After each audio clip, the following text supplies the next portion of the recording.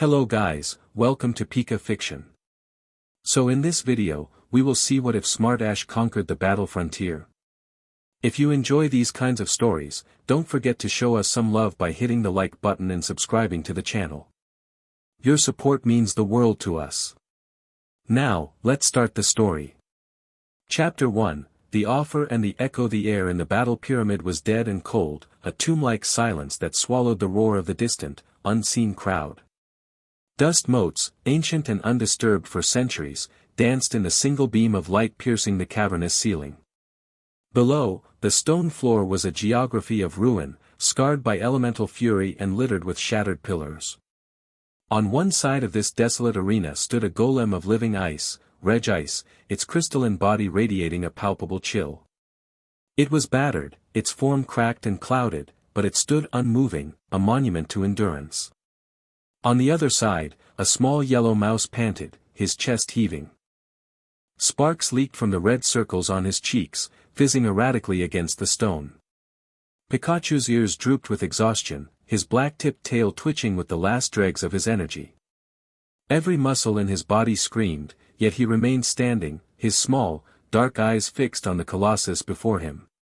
Between them, standing amidst the rubble with a stillness that defied the chaos, was Ash Ketchum. He wasn't breathing heavily. His gaze wasn't frantic. He watched the battlefield with an unnerving calm, his eyes flicking from the tremor in Pikachu's left leg to the subtle shift of Regis' weight. He saw not just two Pokémon, but a complex equation of stamina, power, and position nearing its final, definitive solution. "Pikachu," Ash said, his voice low but carrying with perfect clarity in the dead air. "Can you still run?" Pikachu's ear twitched. A small, defiant "Pika" was his answer. It was weak, but it was enough. "Good," Ash said. He shifted his stance, his worn sneakers grinding on grit. He wasn't looking at Reg Ice anymore. He was looking at the floor. He was tracing the gouges left by Hyper Beam, the slick patches where Ice Beam had melted and refrozen, the cluster of fallen stalactites to Regis' left. He was reading the story of the battle. Across the field, Pyramid King Brandon, a man who looked as though he were carved from the same earth as the ruins he guarded, folded his arms. His expression was stern, unreadable. "It's over, Challenger," he boomed, his voice an avalanche. "Your Pokémon is spent. Reg Ice, finish this. Lock on, then zap cannon." The command was absolute. A targeting reticle of faint blue light coalesced in Regis' single, massive eye, fixing onto Pikachu. An orb of crackling electrical energy began to form between its icy claws, a miniature sun of pure power. There was no dodging a zap cannon after lock-on. It was a checkmate. Brock's voice, tight with anxiety, crackled over the small communicator in Ash's ear. "Ash, you have to recall him. There's no way he can take that." May's voice followed, frantic. "He's right. It's not worth it, Ash. You've already proven so much." Ash didn't respond. He didn't even seem to hear them. His focus was absolute. The building energy of the zap cannon was a high-pitched whine that vibrated in his teeth. He saw the way the static electricity was making the dust around Reg Ice dance. He saw the way Pikachu instinctively braced himself, his tiny body trembling but resolute. And then he saw something else. For a single, horrifying instant, a flicker of something alien pulsed within Regis' eye. It was not the blue light of lock-on. It was a blot of purple-black, a void that seemed to drink the light around it. With it came a sensation in the back of Ash's own mind, a feeling of cold, profound nothingness. It wasn't an attack. It wasn't a presence. It was the chilling echo of an absence, a soundless scream that spoke of emptiness. His breath hitched. The connection he felt with all Pokémon, that warm, vibrant hum of life force that was always at the edge of his senses, was momentarily snuffed out, replaced by a dull, hollow static. The sensation vanished as quickly as it came, leaving behind a phantom chill and a racing heart. He stumbled, a half-step, the first uncontrolled movement he'd made the entire match. What was that? Regice, unaffected, continued its charge. The zap cannon grew, unstable and furious. Ash's eyes snapped back into focus. There was no time to question it. Analysis later. Action now. Pikachu, he barked, his voice a whip crack that cut through the whine of the attack. The pillar to your right. Quick attack, now. Pikachu didn't hesitate. He became a yellow blur, not away from Regice, but toward a half-shattered column of granite. Foolish, Brandon stated, his voice flat. Running won't save you. We're not running, Ash replied, a ghost of a smile touching his lips. We're aiming. Pikachu slammed into the crumbling pillar. It wasn't a powerful blow, but it was precise. He struck a fissure near the base, a weakness Ash had clocked minutes ago when a stray attack had glanced off it. With a groan of tortured stone, the massive column began to topple, not away from Regice, but directly toward it. Brandon's eyes widened fractionally. He had anticipated a dodge. He had not anticipated a geological assault. Regice, fire. The zap cannon unleashed. A blinding sphere of lightning shot across the arena, its trajectory locked perfectly onto Pikachu's previous position. But Pikachu wasn't there. The instant the pillar began its fall, Ash had given his next order. Now, Pikachu. Volt tackle. Full power. Use the falling stone. Pikachu, already in motion, pivoted. He leaped onto the side of the toppling pillar, his paws finding purchase on the rough-hewn stone.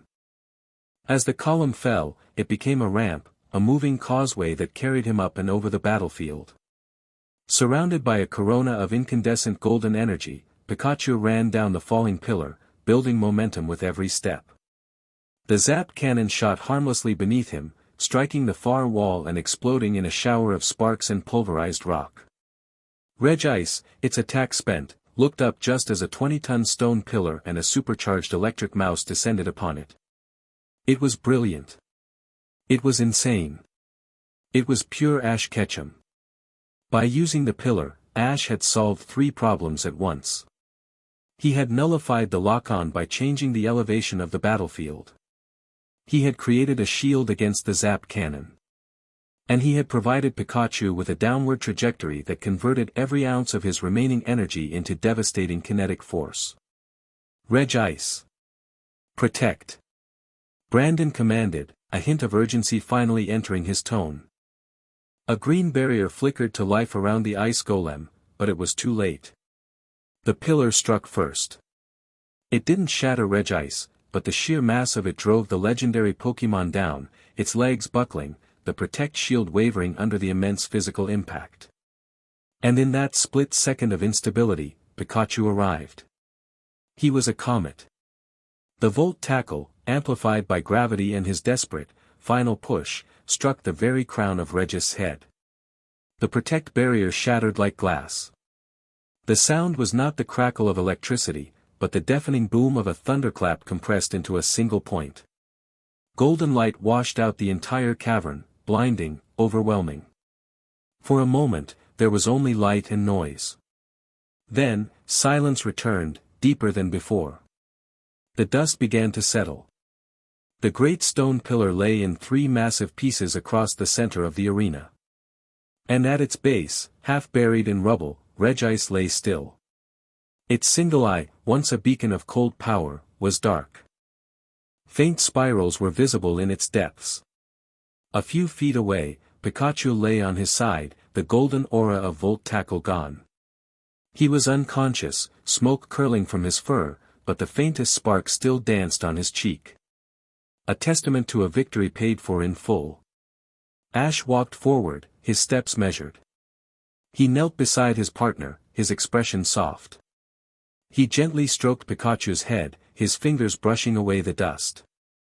"You did it, pal," he whispered. "You did it." Brandon stared at the scene, at the impossible outcome. He recalled Regice in a flash of red light, the silence of the act a concession of defeat. He walked across the ruined field until he stood before Ash. He looked down not at the boy, but at the bond between the boy and his Pokémon, a tangible thing in the quiet of the aftermath. In all my travels, Brandon said, his voice stripped of its earlier boom, filled now with a profound, grudging respect, I have seen power. I have seen strategy. But this is something else entirely. You do not command your Pokémon. You fight with them. As one. He unclipped the final symbol from his belt. It was a golden emblem, etched with a pattern of bold, stark lines. The spirit symbol. You have conquered the battle frontier, Brandon declared, his voice echoing with finality. This spirit symbol is proof of your strength, your heart, and your unbreakable will. It is yours. Ash stood, accepting the symbol with a steady hand. He looked at it, the metal cool against his skin. He had done it. Kanto, Johto, Hoenn, all the battles, all the losses, all the training had led to this. He was a champion. But as he closed his fist around the symbol, the feeling of triumph was muted, shadowed by the memory of that cold, black static. The victory felt immense, but the mystery it had revealed felt infinitely larger. The heavy stone doors at the far end of the pyramid groaned open, flooding the arena with light and the suddenly overwhelming sound of a cheering crowd. Scott, the eccentric owner of the battle frontier, stood silhouetted in the doorway, his loud floral shirt a splash of defiant color against the gloom. Behind him were the other 6 frontier brains, Noland, Greta, Tucker, Lucy, Spencer, and Annabelle. Their expressions were a mixture of shock, admiration, and deep contemplation. Unbelievable. Scott bellowed, striding forward, his arms spread wide. Simply sensational. A battle for the ages. You've done it, my boy, you've really done it. Brock and May rushed past him, Max trailing behind, his glasses askew. Ash, that was incredible.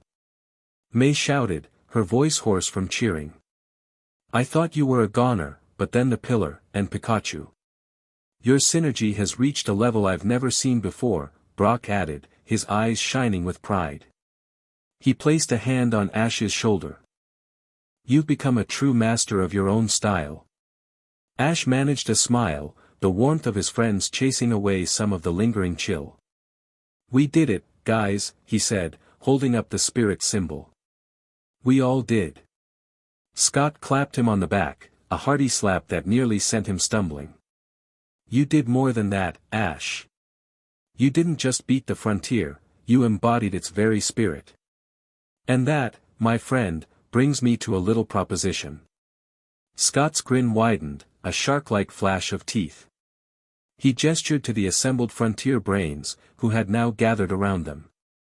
They watched him, their expressions ranging from Nolan's scientific curiosity to Lucy's cool indifference. Annabelle, the salon maiden, stood slightly apart from the others, her hands clasped before her, her lavender eyes fixed on Ash with an unreadable intensity.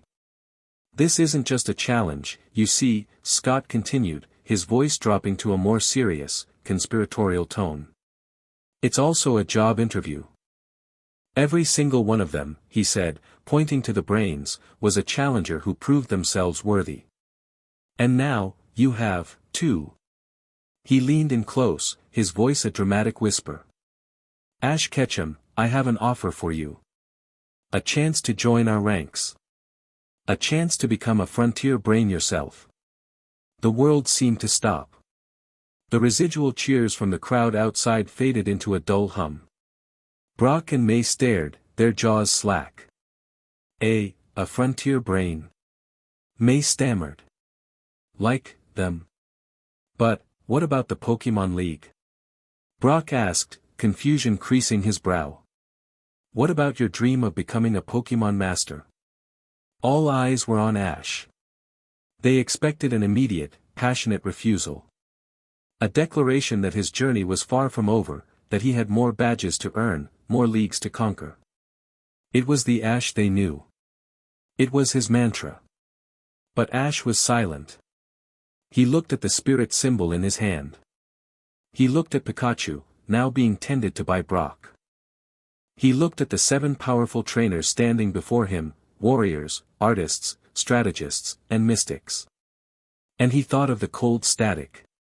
He thought of the immense, terrifying power he had felt contained within Regice, something that had nothing to do with Brandon. A power that felt wrong, invasive. A power that pure battle skill might not be enough to defeat. His silence stretched, heavy and uncomfortable. Scott's grin faltered slightly. Brock and May exchanged a worried glance. This wasn't like Ash. The lack of an instant, gut reaction was more telling than any words could be. He was thinking. He was weighing his life's singular goal against a new, undefined path. A path that promised not just battles, but responsibility. Authority. A different kind of strength. Finally, he looked up, his gaze meeting Scott's. His expression was clear, his voice steady, leaving no room for argument. I accept. The air in the private lounge reserved for the frontier brains was thick with the scent of aged wood and expensive upholstery. It was a world away from the dust and chaos of the pyramid. Outside, a lavish party was in full swing, a celebration of Ash's victory. Inside, the mood was far more subdued. Are you out of your mind? May demanded, her hands on her hips. She had been pacing for 5 minutes, a whirlwind of frustrated energy. Brock sat on a plush sofa, his head in his hands, while Max watched the exchange with the detached curiosity of a researcher observing a strange new species. A frontier brain? May repeated, throwing her hands up. Ash, your dream. Since the day I met you, all you've talked about is becoming a Pokemon master. That means winning a championship league, not settling down here.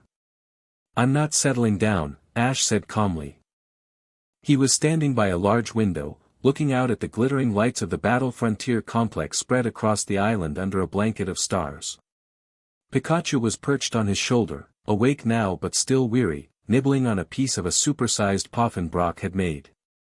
It doesn't make any sense, Brock mumbled, looking up. This isn't you, Ash. You're a challenger.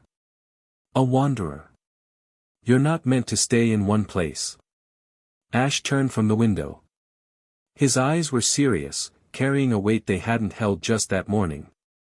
What do you think a Pokemon master is? He asked, the question catching them off guard. It's the best, May said, faltering. The strongest trainer in the world. Is it? Ash countered. Is it just about winning? I've met Lance. I've met Wallace and Steven. They're champions, but they're more than that. They're guardians. They protect their regions. They stop disasters.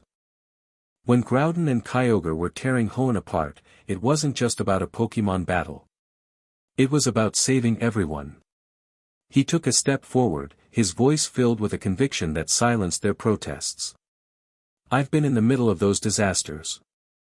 I've stood in front of Mewtwo, Articuno, Zapdos, Moltres. I've seen what happens when that kind of power goes unchecked. Winning badges is good practice. Winning a league is a great achievement. But it's not the end goal.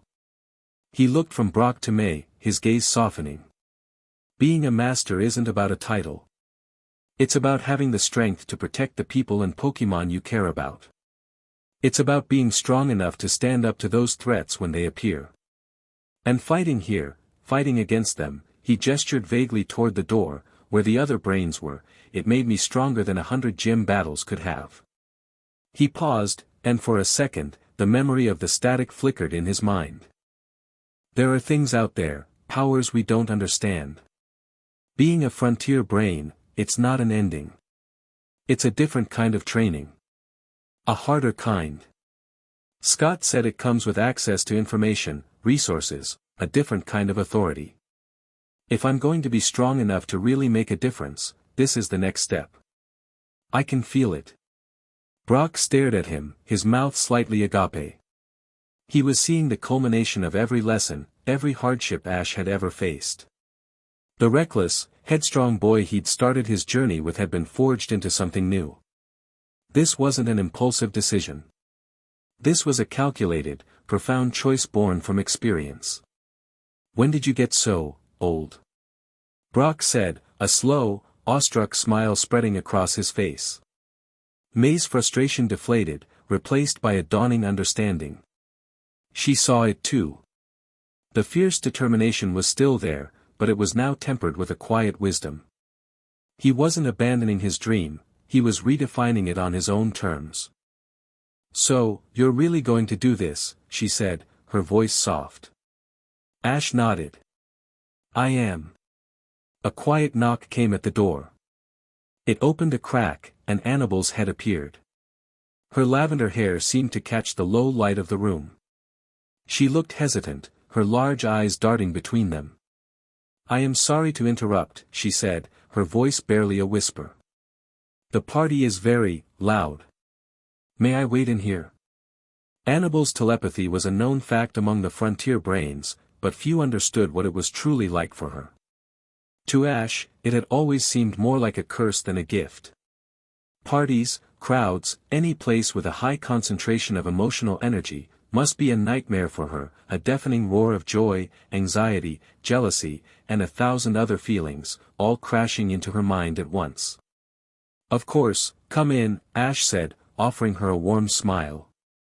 She slipped inside, closing the door behind her, the noise from the hallway instantly muted.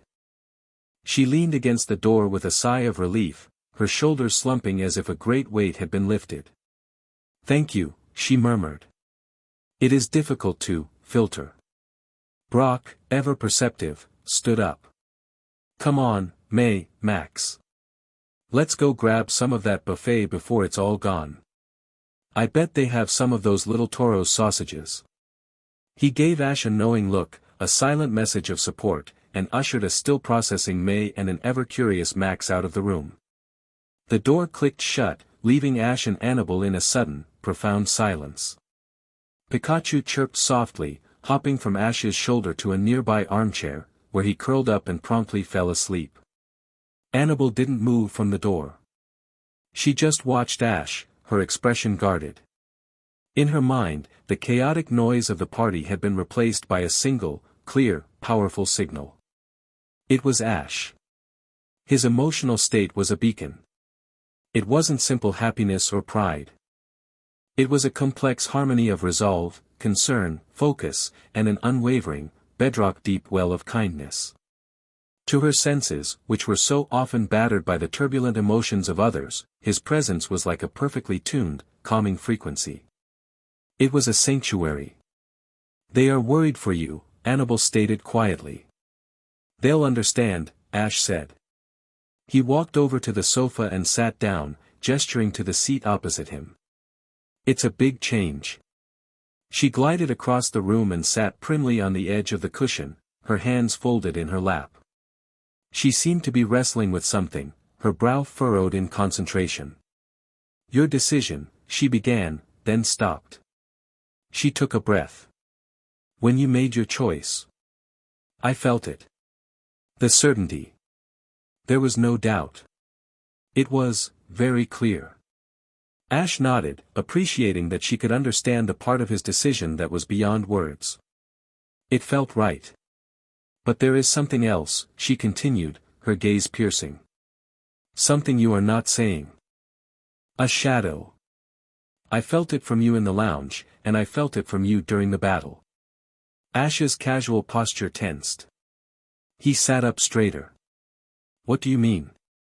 Annabel leaned forward, her voice dropping even lower. "The final moments.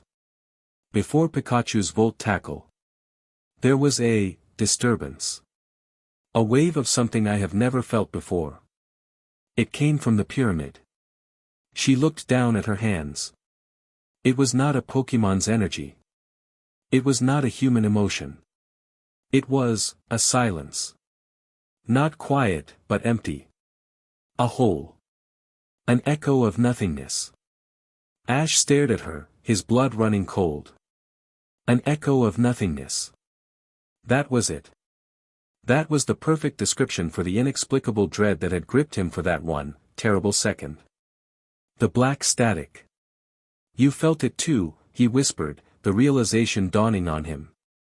She looked up, her lavender eyes wide with a mixture of fear and relief. You did? I thought it was just me. A psychic anomaly. But you felt it physically? In my head, Ash confirmed, his voice low and serious. And I saw it. In Regis' eye. Just for a second. A flash of black, like it was swallowing the light. I thought it was just battle stress. No, she said, shaking her head, a lock of hair falling across her face. It was real. It was an intrusion. It touched Regis, tried to quiet it. To make it empty. They looked at each other, the unspoken implications hanging in the air between them. A power that could touch a legendary Pokémon. A power that existed outside the known spectrum of life and energy. A power that felt like pure entropy. Suddenly, his decision to stay made a terrifying amount of sense. This wasn't just about getting stronger anymore. He had stumbled, quite literally, onto the edge of a new kind of battle, against an enemy he couldn't even name. And Annabelle, with her unique perception, was the only other person in the world who knew it was there. Scott mentioned something, Ash said, his mind racing. When he made the offer. He said this job comes with a different kind of attention. He warned me. The frontier is more than a series of battle facilities, Annabelle explained, her role as Salon Maiden giving her words weight. It is a first line of defense. We monitor disturbances, unusual energy readings, phenomena that the Pokémon League is not equipped to handle. Brandon's Pyramid, Spencer's Garden, my own battle salon, they are all built on locations of significant natural power. We are guardians of those places. A guardian. The same word he had used to describe Lance and the others. It clicked into place with the force of a physical blow. He hadn't just accepted a job. He had accepted a post. A watch. The silence returned, but this time it was different. It wasn't empty. It was filled with a shared purpose, a shared secret, and a shared fear. Ash looked at Annabelle, truly seeing her for the first time not as a rival or a telepath, but as an ally. The only one who stood with him on this new, invisible frontier. In the storm of her psychic world, he was her calm. In the face of this new, silent enemy, her perception was his compass. I'm glad I'm staying, Ash said, and the simple words carried the weight of an oath. Annabelle offered him a small, genuine smile, the first he had seen from her all night. Me too, she whispered. An hour later, Ash stood on a wide balcony overlooking the entire battle frontier. The party was finally winding down. To his left and right, the other 6 brains stood in a line, a silent show of solidarity. Scott had just finished a formal, but brief, induction ceremony. There was no medal, no trophy. There was only a handshake and a nod of acceptance from each of them. Greta, the fiery arena tycoon, gave him a solid punch on the arm. Welcome to the big leagues, kid. Try to keep up. Tucker, the flamboyant dome ace, fanned himself dramatically. Oh, I think he'll bring a simply dazzling new energy to our little troop. Noland, the factory head, peered at him over his spectacles. Your battle style is unorthodox. I look forward to analyzing it further. And your Pikachu's electrical output is off the charts. I'll need to run some diagnostics. Lucy just gave him a slow, reptilian blink. Don't cause trouble, she said, though the corner of her mouth twitched with something that might have been a smile. Spencer laid a gentle hand on his shoulder, his eyes twinkling with ancient wisdom, saying nothing at all. Brandon stood last. The Pyramid King, his imposing presence unchanged, simply nodded. A new challenge awaits. Do not fail it. It was the highest praise he could offer. Scott stood before them, his floral shirt now slightly rumpled.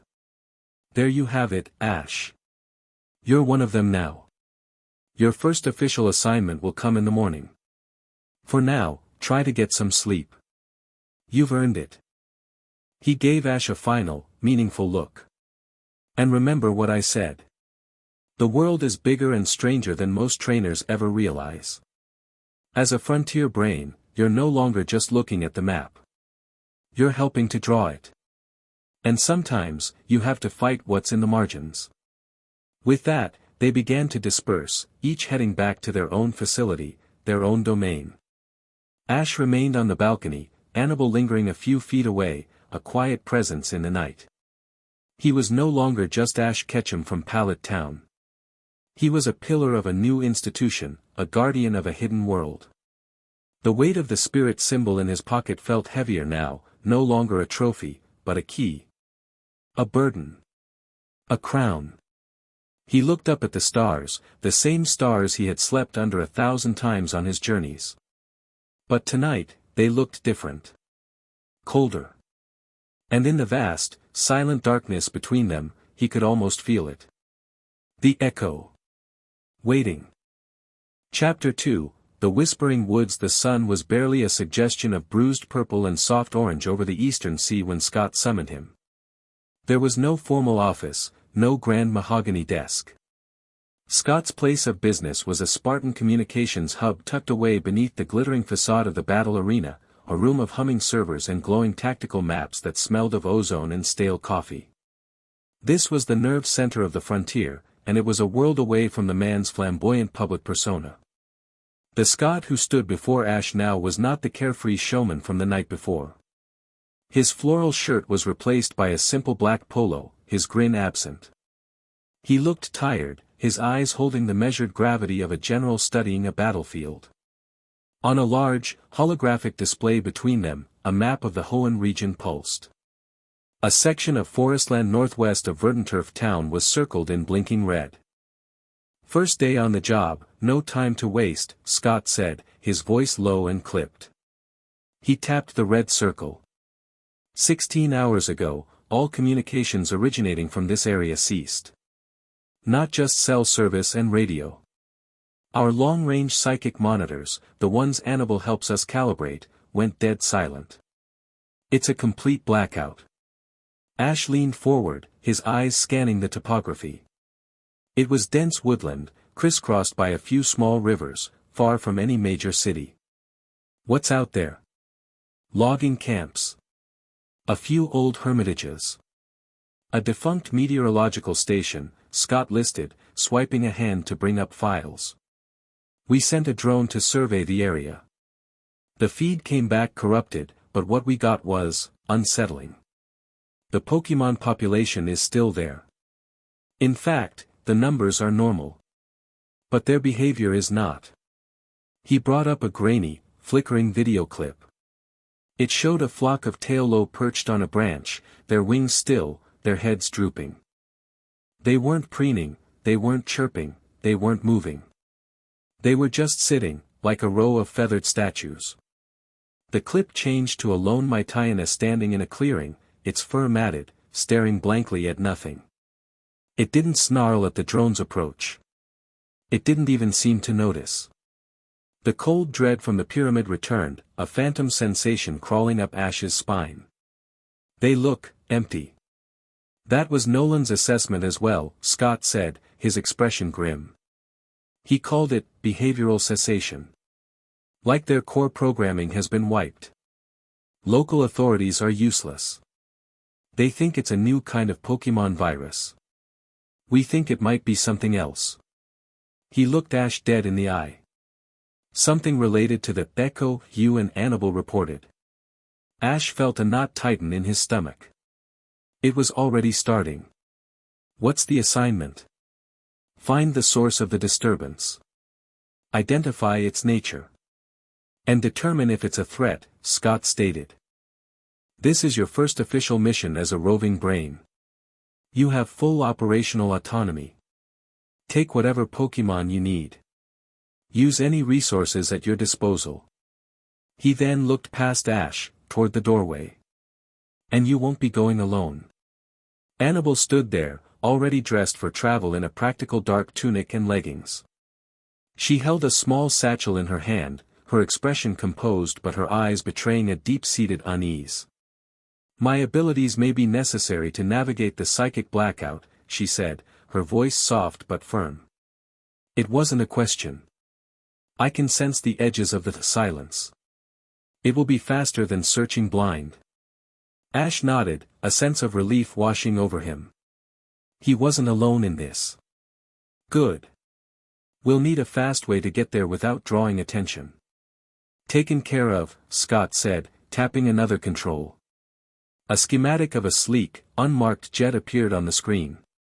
"It's waiting for you at the North Landing Strip. No call signs, no flight plan. Off the books.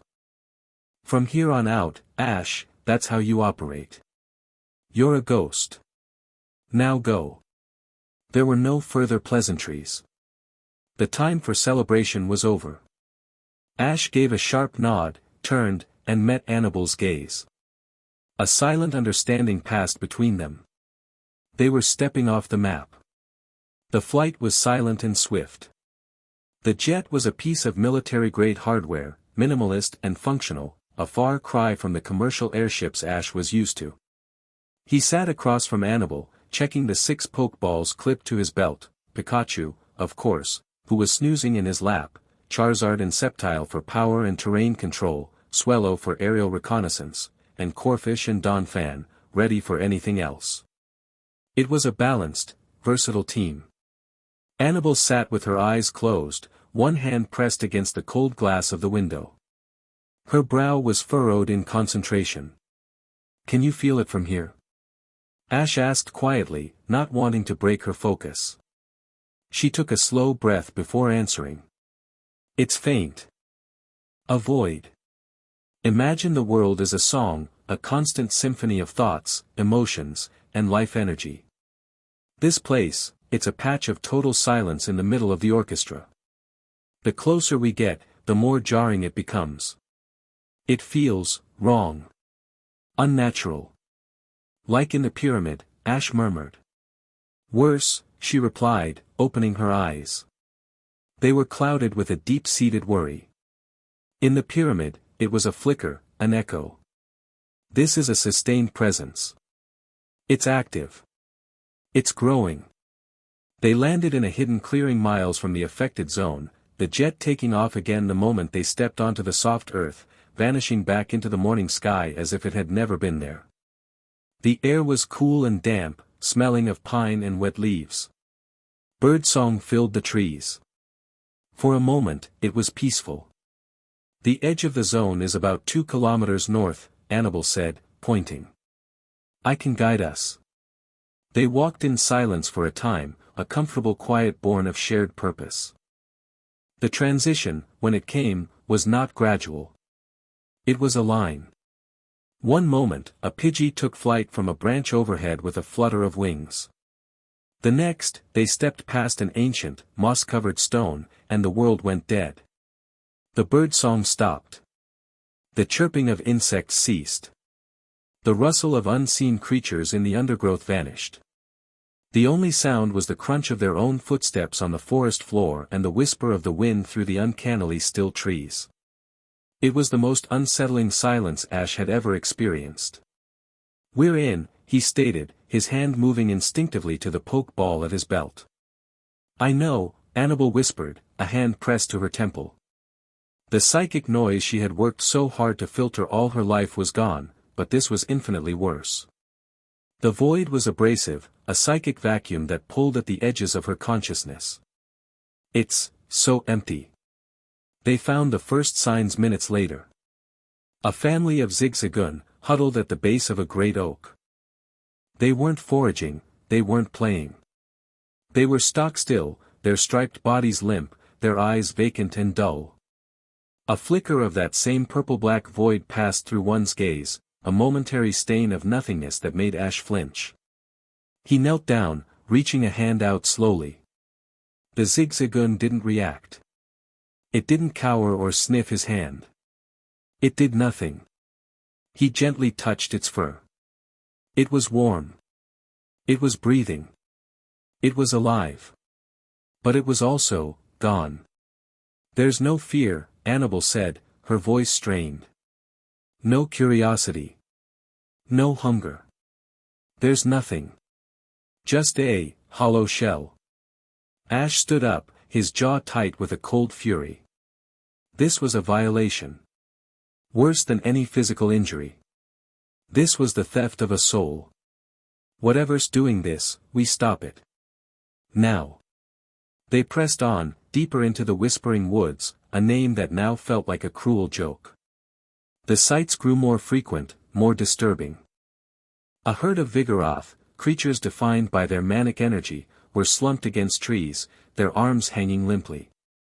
A powerful Ursaring sat by a stream, its head bowed, not even registering the flow of water over its paws. Each one was a portrait of apathy, a living testament to the creeping emptiness. Annabel guided them, her focus turned inward. She was navigating not by sight, but by the geography of the silence, moving toward its epicenter, the point of absolute null. The hum she had mentioned before was becoming a low thrumming in Ash's own ears, a subaudible vibration that seemed to loosen the teeth in his skull. It's coming from a cave system in that ridge, she said, pointing toward a line of dark rock ahead. The concentration of the static, it's immense. Be careful, Ash. The closer we get, the more it will affect our own Pokémon. He nodded, unclipping Sceptile's pokeball. Sceptile is strong-willed. He can handle it. He released the forest Pokémon in a flash of light. Sceptile appeared, sharp and ready, his yellow eyes scanning the silent woods. He took a step, then paused, his head tilting. He let out a low, guttural growl, not of aggression, but of confusion and discomfort. He feels it, Ash said. The wrongness. It's like a constant, cold pressure on the mind, Annabel murmured, her own face pale. Pushing out everything else. They reached the mouth of the cave.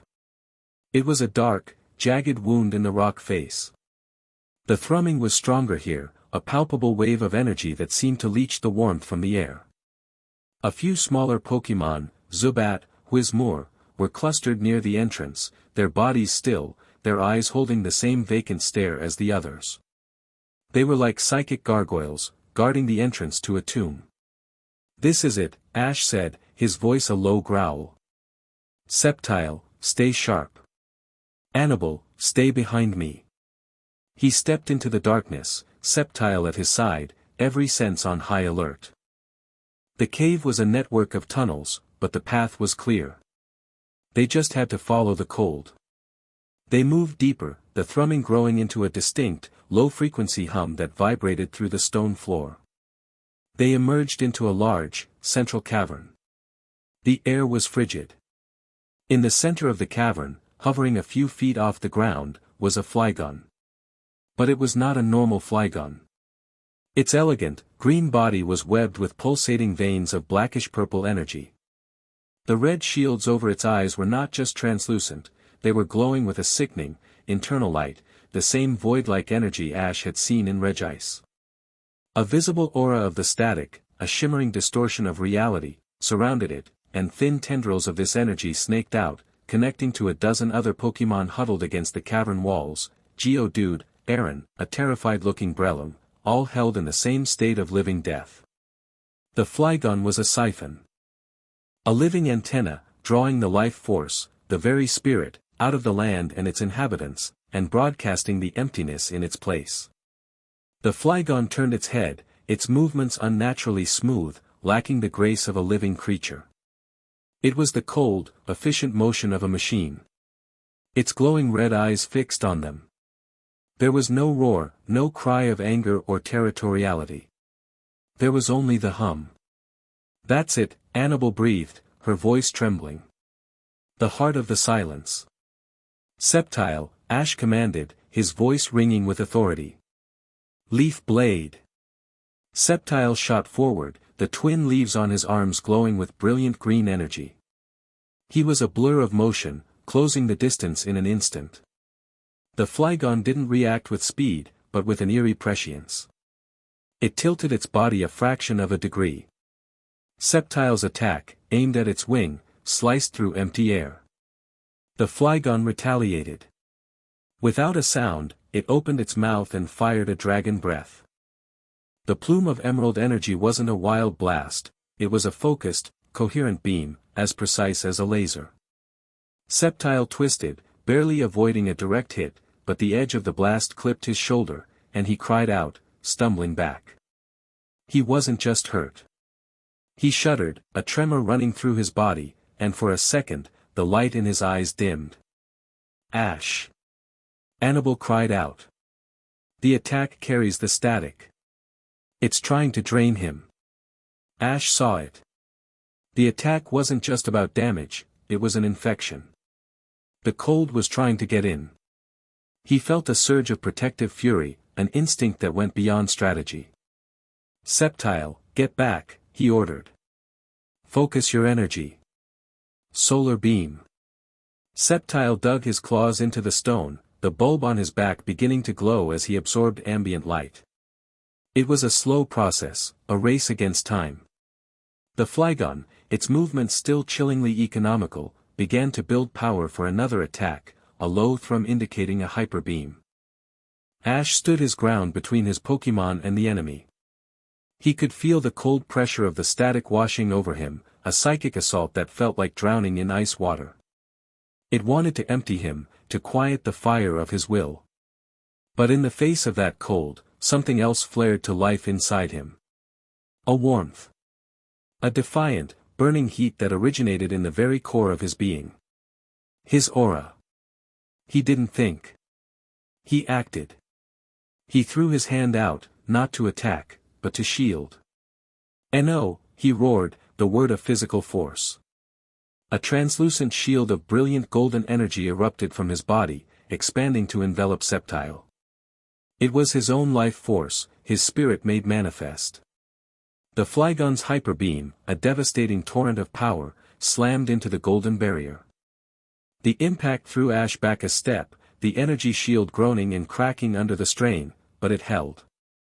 The raw, destructive power of the hyper beam was neutralized, but worse, the psychic cold that rode upon it splashed against the aura shield and sizzled away like water on a hot skillet. Annabelle stared, breathless. She had sensed his potential, the clarity of his spirit. But this was different. This was conscious control. Raw power, shaped by sheer will. The moment the hyper beam faded, Sceptile's solar beam was ready. With a roar of defiance, he unleashed it.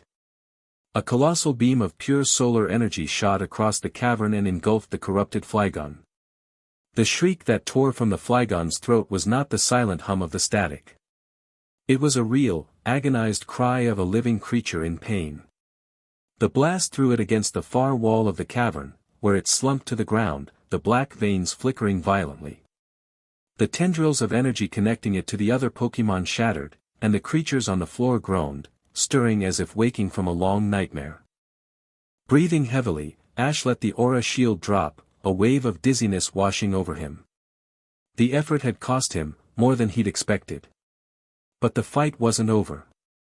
From the tunnel behind them came a new sound, the rhythmic, disciplined stomp of combat boots on stone.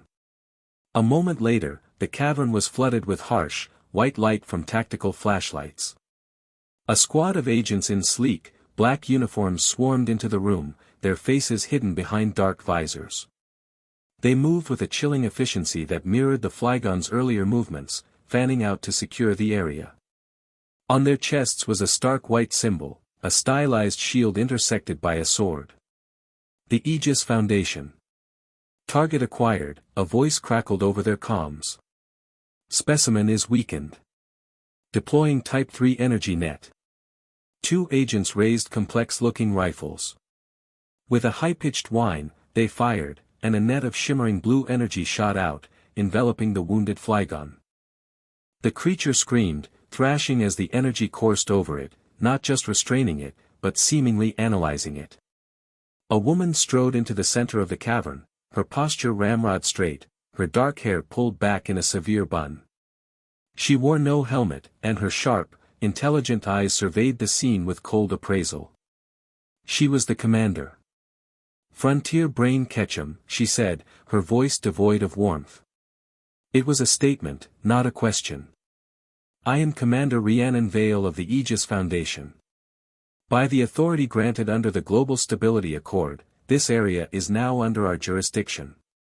She gestured to the struggling Flygon. That creature has been corrupted by an unknown energetic parasite. It is a Class 3 biological and metaphysical threat. We are taking it for containment and study. Ash stepped forward, placing himself between Vale and the Flygon. Study, he shot back, his anger overriding his exhaustion. You mean dissect? It's not a specimen, it's a victim. It needs help, not a cage. Vale's expression didn't change. Your sentiment is noted, but irrelevant. Our mandate is the security of this region, and by extension, the world.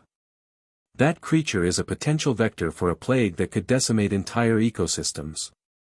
We will not risk it. I can help it, Ash insisted, his mind racing. He had felt the connection to the static. He had pushed it back with his own power. Maybe he could sever it completely. Vale gave a short, humorless laugh. You're a trainer. A talented one, I'll grant you, your file is extensive. But you are not equipped to deal with a threat of this nature. Stand down. That is your only warning. Her agents raised their weapons, their aim steady. They weren't just pointed at Sceptile. They were pointed at him. Ash looked at the Flygon, thrashing in the net, its eyes filled with pain and terror now, the emptiness replaced by raw agony. He saw the cold, detached expressions of the Aegis agents. They didn't see a Pokémon. They saw a problem to be neutralized. In that moment, a choice was forged. Scott's words echoed in his head. Full operational autonomy. You're a ghost. He was not just a trainer anymore. He was a guardian. And his duty was to the Pokémon. He made the decision in a heartbeat. Annabelle, get ready to run, he whispered. To Vale, he raised his hands in a placating gesture. All right. You're right. It's too dangerous. Vale's eyes narrowed, sensing the shift in his posture, the sudden lack of resistance. It was too easy. Secure the specimen, she ordered her men. That was the opening he needed. Now. Ash yelled.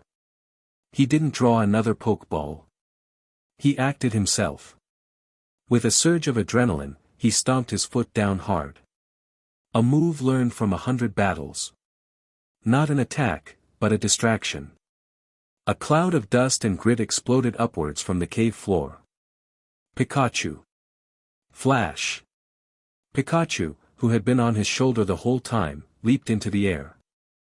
His cheek sparked, and he unleashed a blinding burst of pure white light, far brighter than any camera flash. The Aegis agents cried out, momentarily blinded, their disciplined formation breaking. Sceptile. Leaf blade on the net. Sceptile, needing no further encouragement, shot forward, his arm blade slicing through the energy projectors at the base of the net. The blue field flickered and died. Charizard. I choose you. Ash roared, hurling the Pokeball into the air. His most powerful Pokémon erupted into the cavern with a deafening roar that shook the very stones. The sheer presence of the fiery dragon, enraged and massive in the confined space, sent a wave of panic through the disoriented agents. Create a path. Flamethrower. Ash commanded, pointing toward the ceiling of the tunnel they had entered through. Charizard unleashed a torrent of fire, not at the agents, but at the rock above the entrance. The stone superheated and exploded, causing a rockslide that completely sealed the tunnel, cutting off any pursuit. It was chaos. A symphony of light, sound, and power, conducted by Ash in less than 5 seconds.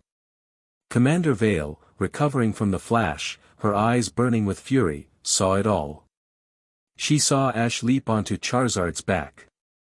She saw him command his dragon to carefully scoop up the weakened Flygon in its claws. And she saw the boy turn back to look at her, his eyes blazing with golden light as he focused his aura one last time. "Annabelle, grab on," he shouted. Annabelle, stunned but trusting, scrambled up behind him, her arms circling his waist. Ash ignored the agents scrambling to recover. He focused everything on the Flygon cradled below them. He reached out with his senses, past the pain, past the fear, and found the cold, thin thread of the static still clinging to its spirit. It felt parasitic, vile. Gritting his teeth against the psychic feedback, he grabbed it with his will and pulled. The Flygon shrieked, a sound of both agony and release. A final, violent pulse of purple-black energy erupted from its body and dissipated into nothingness, shattered by the pure, warm light of Ash's aura. The glow in the Flygon's eyes faded, replaced by its normal, intelligent gaze. It was weak, confused, but it was free.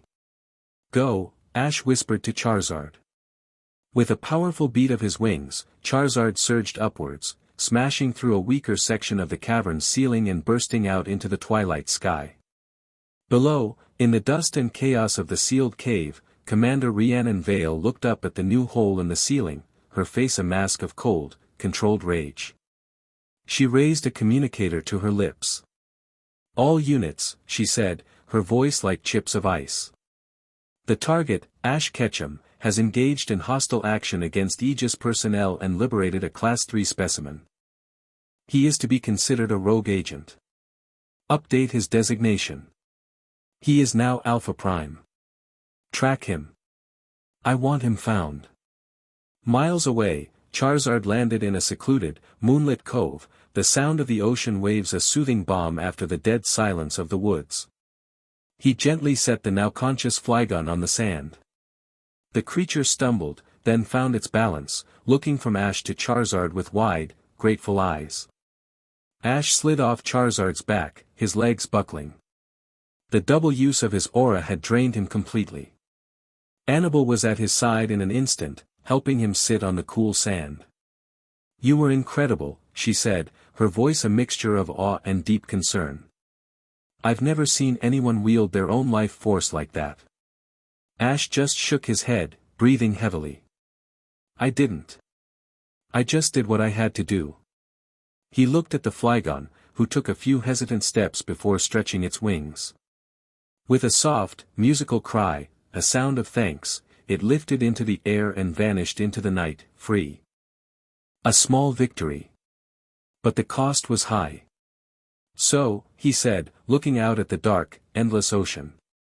"Aegis Foundation. Commander Vale. Alpha Prime." He managed a wry, exhausted smile. "First day, and I'm already on a secret organization's most wanted list." Annabelle sat beside him, the tension of the day finally allowing her to feel the simple warmth of the sea breeze. She looked at him, at the boy who had challenged a legendary, commanded a force of nature, and defied a paramilitary organization, all to save one Pokémon. His emotional signature, though weary, was still unbelievably bright. A steady, unwavering flame in the encroaching darkness. "It would seem so," she replied, her voice soft. "But you are not a rogue agent. You are a frontier brain." He looked at her, and in the moonlight, he saw the truth of it in her eyes. This was his job. This was his fight now. It was terrifying. And for the first time in a long time, he felt like his journey truly had a purpose beyond just winning. "Yeah," he said, the word carrying a newfound weight. "I am." They sat in silence, the two of them, a boy with a fiery soul and a girl who could see it, watching the tide come in, alone against a world that was suddenly much larger and more dangerous than they had ever imagined. The battle was won. The war had just begun.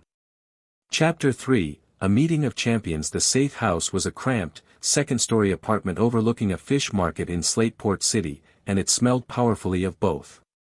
Salt and brine were ground into the floorboards, and the damp sea air clung to the peeling paint on the walls. It was anonymous, forgettable, and perfectly secure. For 2 days, it had been their world.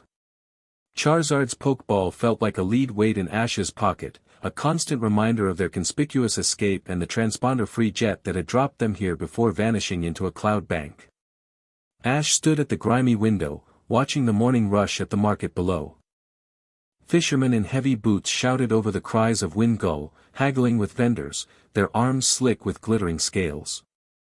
It was a scene of vibrant, chaotic life, a world away from the dead silence of the verdant-turf woods. Yet the memory of it lingered, a cold spot in his gut that the humid sea air couldn't warm. "Anything?" he asked, not turning. Annabel sat at a small, wobbly table, a laptop humming in front of her. The screen was a scrolling cascade of encrypted code, a direct and illegal tap into the Battle Frontier's secure network, courtesy of Noland. Her fingers moved deftly across the keys, but her focus was elsewhere. Her eyes were closed, her expression strained. She was sifting through the noise, not of the market, but of the entire Hoenn region. "They're searching," she said, her voice tight. "The Aegis Foundation. It's not a public alert. It's quiet. They're using satellite-based energy scanners, cross-referencing with transportation manifests, checking clinic records for anyone reporting signs of psychic strain or aura exhaustion." Ash's jaw tightened. "They're thorough. They're terrified," she corrected, opening her eyes. They were shadowed with fatigue. "You didn't just obstruct them, Ash. You did something they can't explain. You healed the Flygon with a power they can't quantify or control. To an organization built on control, there is no greater threat than an unknown variable. And right now, you are the biggest unknown on the planet." The laptop chimed, a soft, discreet tone. A single, heavily encrypted message blinked onto the screen. It was from Scott. Annabel read it, her posture straightening. "We have a problem," she said. "A big one. The Aegis Foundation didn't just declare you a fugitive. They lodged a formal protest with the Pokémon League Championships Committee. They've invoked the Global Stability Accord." Ash turned from the window. "What does that mean?" "It means they've gone over the League's head. They've framed your actions as a direct threat to international security. They're painting you as a rogue element with access to a legendary-level Pokémon and an unclassified bioenergetic ability, operating without oversight." She took a breath. "The champions want to see you. All of them." Ash felt a chill that had nothing to do with the morning air. Lance, Wallace, Steven, Cynthia. The pillars of the Pokémon world. "It's a summons," Annabel continued, her voice grim. "They've arranged a neutral meeting site. The Grand Hotel in Lily Cove City. Noon tomorrow. They say it's to get your side of the story. Scott thinks it's a tribunal. And if I don't go, then you validate everything Aegis is saying about you. You become a fugitive in the eyes of the League, not just the Foundation. They'll hunt you with everything they have. No more safe houses. No more support from the Frontier Network. We'd be completely alone." Ash walked over to the table and looked at the summons on the screen. It was polite, formal, but the threat was clear between the lines. They were boxing him in. This wasn't a battle he could win with a clever strategy or a well-timed attack. This was a different arena entirely, one of politics and perception. He could run. He and Pikachu had been running their whole lives. It was what they did. They could disappear into the mountains of Sinnoh or the archipelagos of some forgotten region, live off the grid, and let the world sort itself out. But then he pictured the vacant eyes of the Zigzagoon, the listless form of the Ursaring. He remembered the cold, invasive touch of the static in his own mind. Running wouldn't stop that. It would only let it spread. He had accepted the role of a frontier brain to face threats like this. He couldn't turn his back on the very first test. "Okay," he said, the single word cutting through the tension in the room. Annabel looked up, surprised by his quick resolve. "Okay, you'll go. They want a meeting." "We'll give them a meeting," Ash said, a hard glint in his eye. "This isn't a tribunal. It's an opportunity. They want my side of the story. They're going to get it. Aegis thinks they can control the narrative. It's time someone told them the truth. He was no longer just a trainer reacting to events. He was a player in the game, and he was about to make his first move. The journey to Lily Cove was a lesson in paranoia. They couldn't fly, commercially or otherwise. Aegis would be watching the skies. Instead, they took a series of winding, indirect routes. A rusted-out cargo ferry to a small, unnamed island, the air thick with the smell of diesel and brine. Then a smaller fishing trawler, its captain a grizzled old man who was a friend of Lucy's, who asked no questions and took his payment in cash. They spent hours in the cramped, swaying cabin, the rhythmic chug of the engine a constant companion. "You're not nervous," Annabel observed, watching him. Ash was methodically cleaning his poke balls with a soft cloth, his movements calm and deliberate. The Ash she had read about, the one from the reports of his past journeys, would have been bouncing off the walls with impatience. "Nervous won't help," he replied, not looking up. "They hold all the cards. They have the authority, the reputation. All I have is the truth. If I seem scared or angry, they'll dismiss it as the ranting of a kid who broke the rules and got caught. I have to be calmer than them. More certain." She marveled at his clarity. He had processed the situation, analyzed the emotional landscape of his opponents, and formulated a strategy. It was the same way he approached a Pokémon battle, but on a scale that would have paralyzed most people. The gentle rocking of the boat was a stark contrast to the turbulent psychic energy of the open ocean. For Annabel, it was a constant, low-grade roar. The thoughts of distant Wylord, the primal hunger of a school of Sharpedo, the panicked flight of 1,000 Magikarp. She usually shielded herself from it, a constant, exhausting effort. But with Ash here, the noise seemed farther away. His powerful, focused emotional state was like a rock in a storm-tossed sea, a point of stability that her own mind could anchor to. It didn't block the noise, but it gave her a place to stand where the waves only crashed at her feet instead of pulling her under. "How do you do it?" she asked softly. He looked up, pausing in his polishing. "Do what?" "Stay so clear," she said, struggling for the right word. "The world is so loud. So full of fear and anger and confusion. I feel it all. But you, it's like none of it sticks to you. You feel things, I know you do. Anger, worry. But it passes through you. It doesn't stay." Ash considered her question seriously. He looked at Pikachu, who was watching the waves through a porthole, his ears twitching with curiosity. "I guess. I just know what matters," he said finally. "Pikachu. My other Pokémon. My friends. Protecting them. Everything else is just noise. It's like in a battle. Your opponent uses smokescreen. You can get lost in it, panic, start firing off attacks in every direction. Or you can trust your partner, listen for their footsteps, feel where they are, and wait for the smoke to clear. The smoke is the noise. The bond is what's real." She understood. For him, the bond was his anchor. And for her, right now, he was hers. This shared journey, forced upon them by circumstance, was forging a connection deeper than either of them could have anticipated. It wasn't about flirtation or romance, it was about mutual reliance, a quiet, profound understanding that went beyond words. He was the only person whose mind felt like a sanctuary. She was the only person who could see the true depth and color of his spirit. They arrived in Lily Cove under the cover of a pre-dawn mist, slipping into the city like ghosts.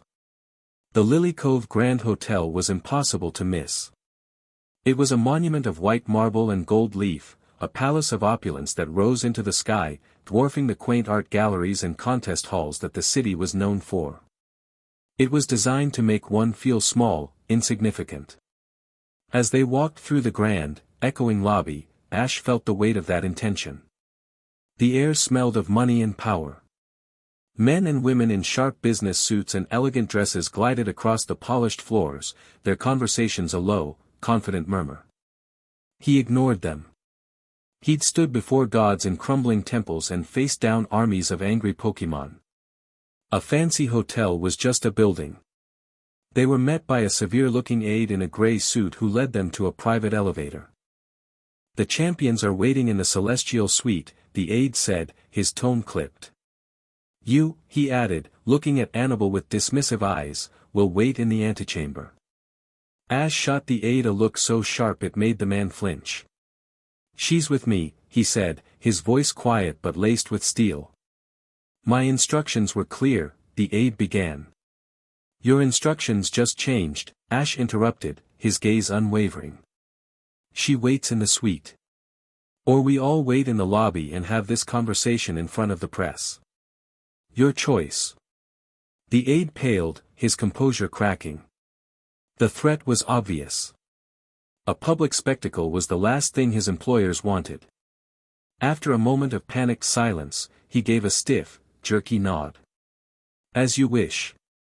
The elevator doors opened into a private foyer. The aide gestured to a set of massive, ornate doors. "They are through there." Ash turned to Annabelle. "Stay near the door. Don't try to listen to their thoughts. Just, feel the room. And if you feel that static, that emptiness, you let me know. Immediately." She nodded, her expression serious. "Be careful, Ash. They don't see a hero. They see a problem." "Then I'll have to change their perspective," he said. He gave Pikachu's head a reassuring scratch, squared his shoulders, and pushed open the doors. The celestial suite was less a room and more a miniature palace. One entire wall was a single pane of glass, offering a breathtaking, god's-eye view of the Hoenn coastline. The furniture was minimalist and brutally expensive. In the center of the room, seated in low-slung chairs, were two of the most powerful men in the region, Stephen Stone and Wallace. Stephen, the former Hoenn champion, looked as if he were sculpted from steel and ice. His silver hair was perfect, his light-colored suit immaculate. He exuded an aura of cool, analytical power, the master of a global corporation and a team of unyielding rock and steel-type Pokemon. He watched Ash enter with the detached curiosity of a scientist examining a new specimen. Wallace, the current champion and a world-renowned contest master, was his opposite. He was all fluid grace and vibrant color, his teal hair a slash of brilliance in the austere room. He was artistry and passion given human form, but beneath the flamboyant exterior was a will as powerful and relentless as the ocean itself. He regarded Ash with a look of deep, theatrical disappointment. On the glass wall behind them, two massive holographic displays shimmered. On the left was Lance, the champion of Kanto and Johto. Draped in his signature cape, with his fiery red hair, he looked every bit the legendary Dragon Master. His arms were crossed, his expression stern and unreadable. He had the patient, dangerous stillness of a predator. On the right was Cynthia, the champion of the Sinnoh region.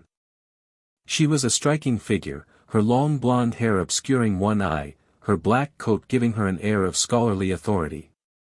Unlike the others, her expression wasn't accusatory. It was intensely curious, her gray eyes sharp and analytical, missing nothing. This was the summit. A gathering of titans. And Ash Ketchum from Pallet Town had just walked into the center of it. "Ash Ketchum," Stephen began, his voice as cool and smooth as polished agate. He gestured to an empty chair opposite them. "Thank you for coming. I am Stephen Stone. This is Wallace. I trust you recognize champions Lance and Cynthia."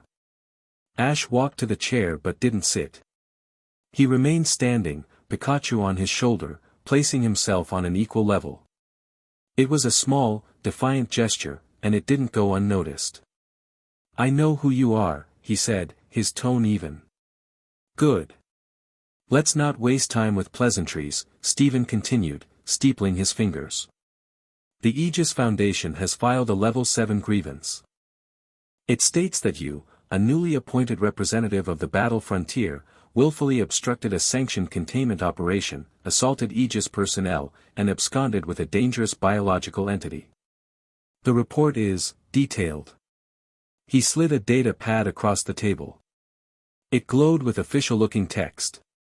"You're being accused of terrorism, Ash," Wallace cut in, his voice laced with dramatic flair but underscored by genuine concern. "You have set a precedent that could unravel the very fabric of trust between trainers and regulatory bodies.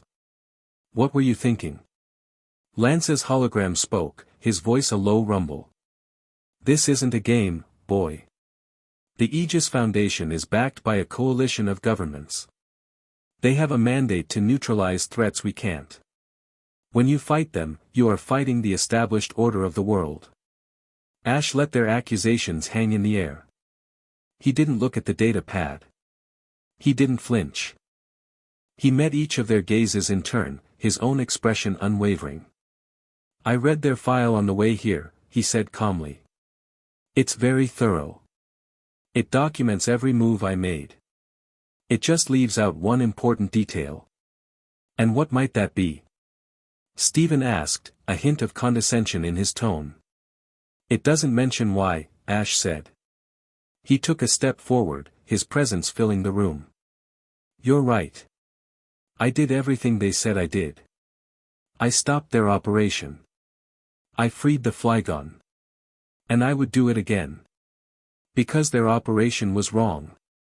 Their entire premise was wrong." "Wrong?" Wallace scoffed. "They were containing a threat. They were about to dissect a victim," Ash shot back, his voice hardening. "They saw a monster. I saw a Pokémon in pain. Their plan was to take it to a lab, cut it open, and find out what made it tick. My plan was to save it."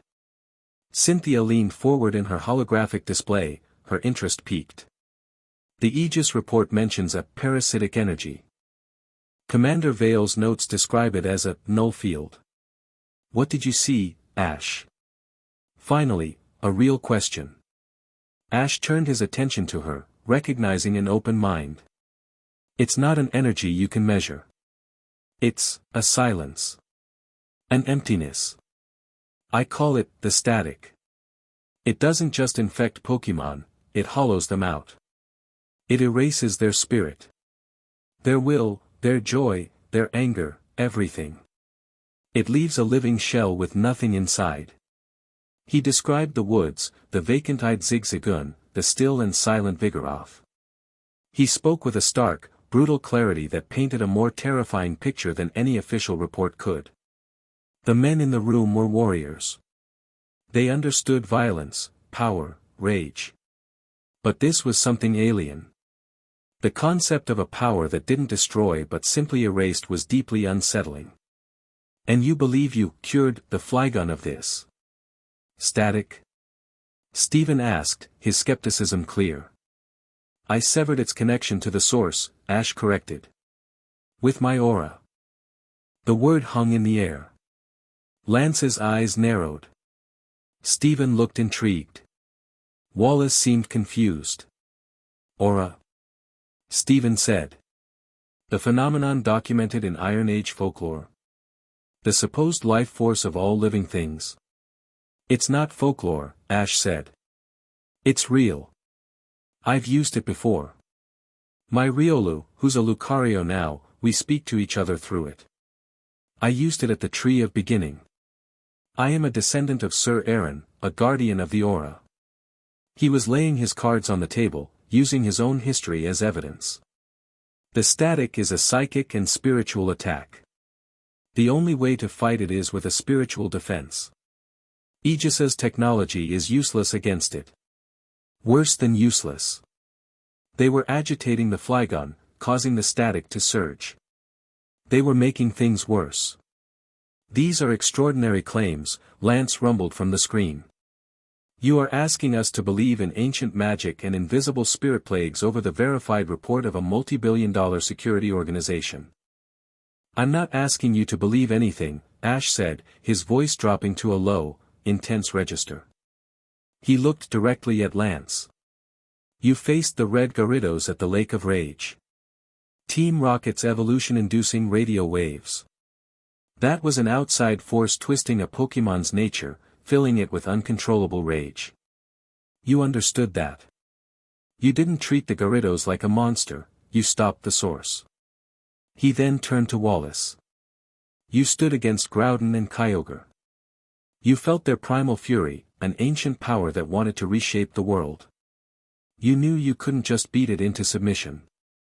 You had to quell it, to appeal to the spirit of the world itself with the help of the red and blue orbs. His gaze finally settled on Steven. You've spent your life collecting stones. You understand that some things hold an energy that defies simple explanation. That a Metagross is more than just a collection of metal and psychic power, it's four minds working as one, a consciousness far greater than its parts. He had reframed the argument in their own languages. The language of rage, of primal power, of hidden energy.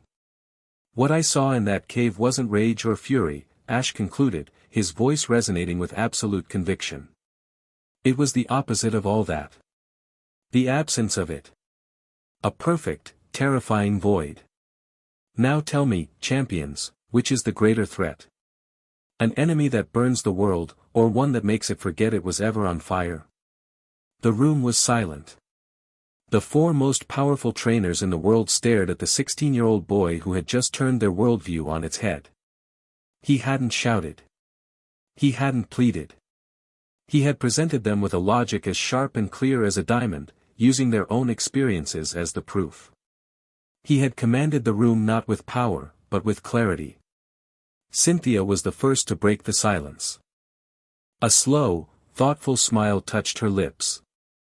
The ancient Sinnoh myths, the chronicles of the Sharona clan, they speak of a great silence, she murmured, almost to herself.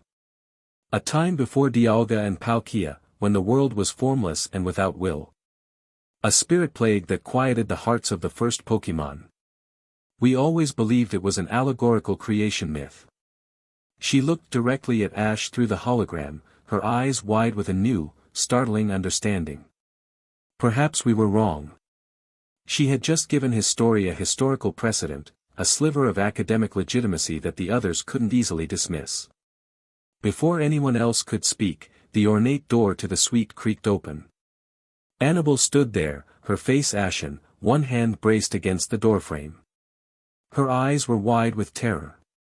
Ash, she breathed, her voice a strained whisper that cut through the high-stakes tension of the room.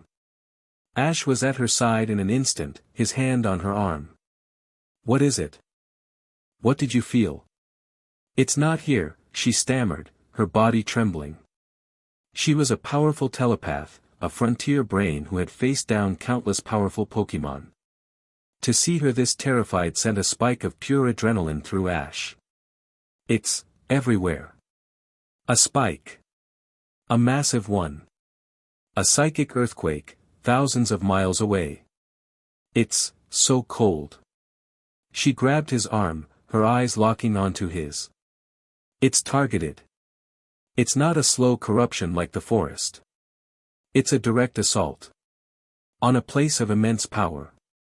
A place where space and time are thin. The champions were on their feet, their political debate instantly forgotten in the face of this new, immediate crisis. Where? Lance demanded, his voice a sharp command. Annabelle looked at Ash, her telepathic senses giving a name to the torrent of psychic data she was receiving, a name drawn from the deep studies required of all frontier brains. Sinnoh, she whispered, her voice filled with dread. The peak of Mount Coronet. Cynthia's face went rigid with shock and horror. She knew what was at the peak of that mountain. Annabelle's final word landed in the silent room like a death knell. Spear Pillar. Chapter 4, The Ghost of Sunyshore. The moment the name, Spear Pillar, left Annabelle's lips, the opulent calm of the celestial suite shattered. The political chess match vanished, replaced by the electric urgency of a war room. Cynthia's hologram flickered, her composure cracking for a single, terrifying instant. Her face went pale, a stark contrast to her dark coat. Confirm it, she commanded, her voice losing its scholarly tone and gaining the sharp, clipped edge of a field commander. It wasn't directed at anyone in the room. A second later, a deep, guttural growl echoed faintly through her audio feed, the sound of her Garchomp, miles away, confirming the psychic disturbance. "It's real," she stated, her face grim. "A focused psychic event of immense magnitude, centered on the ruins.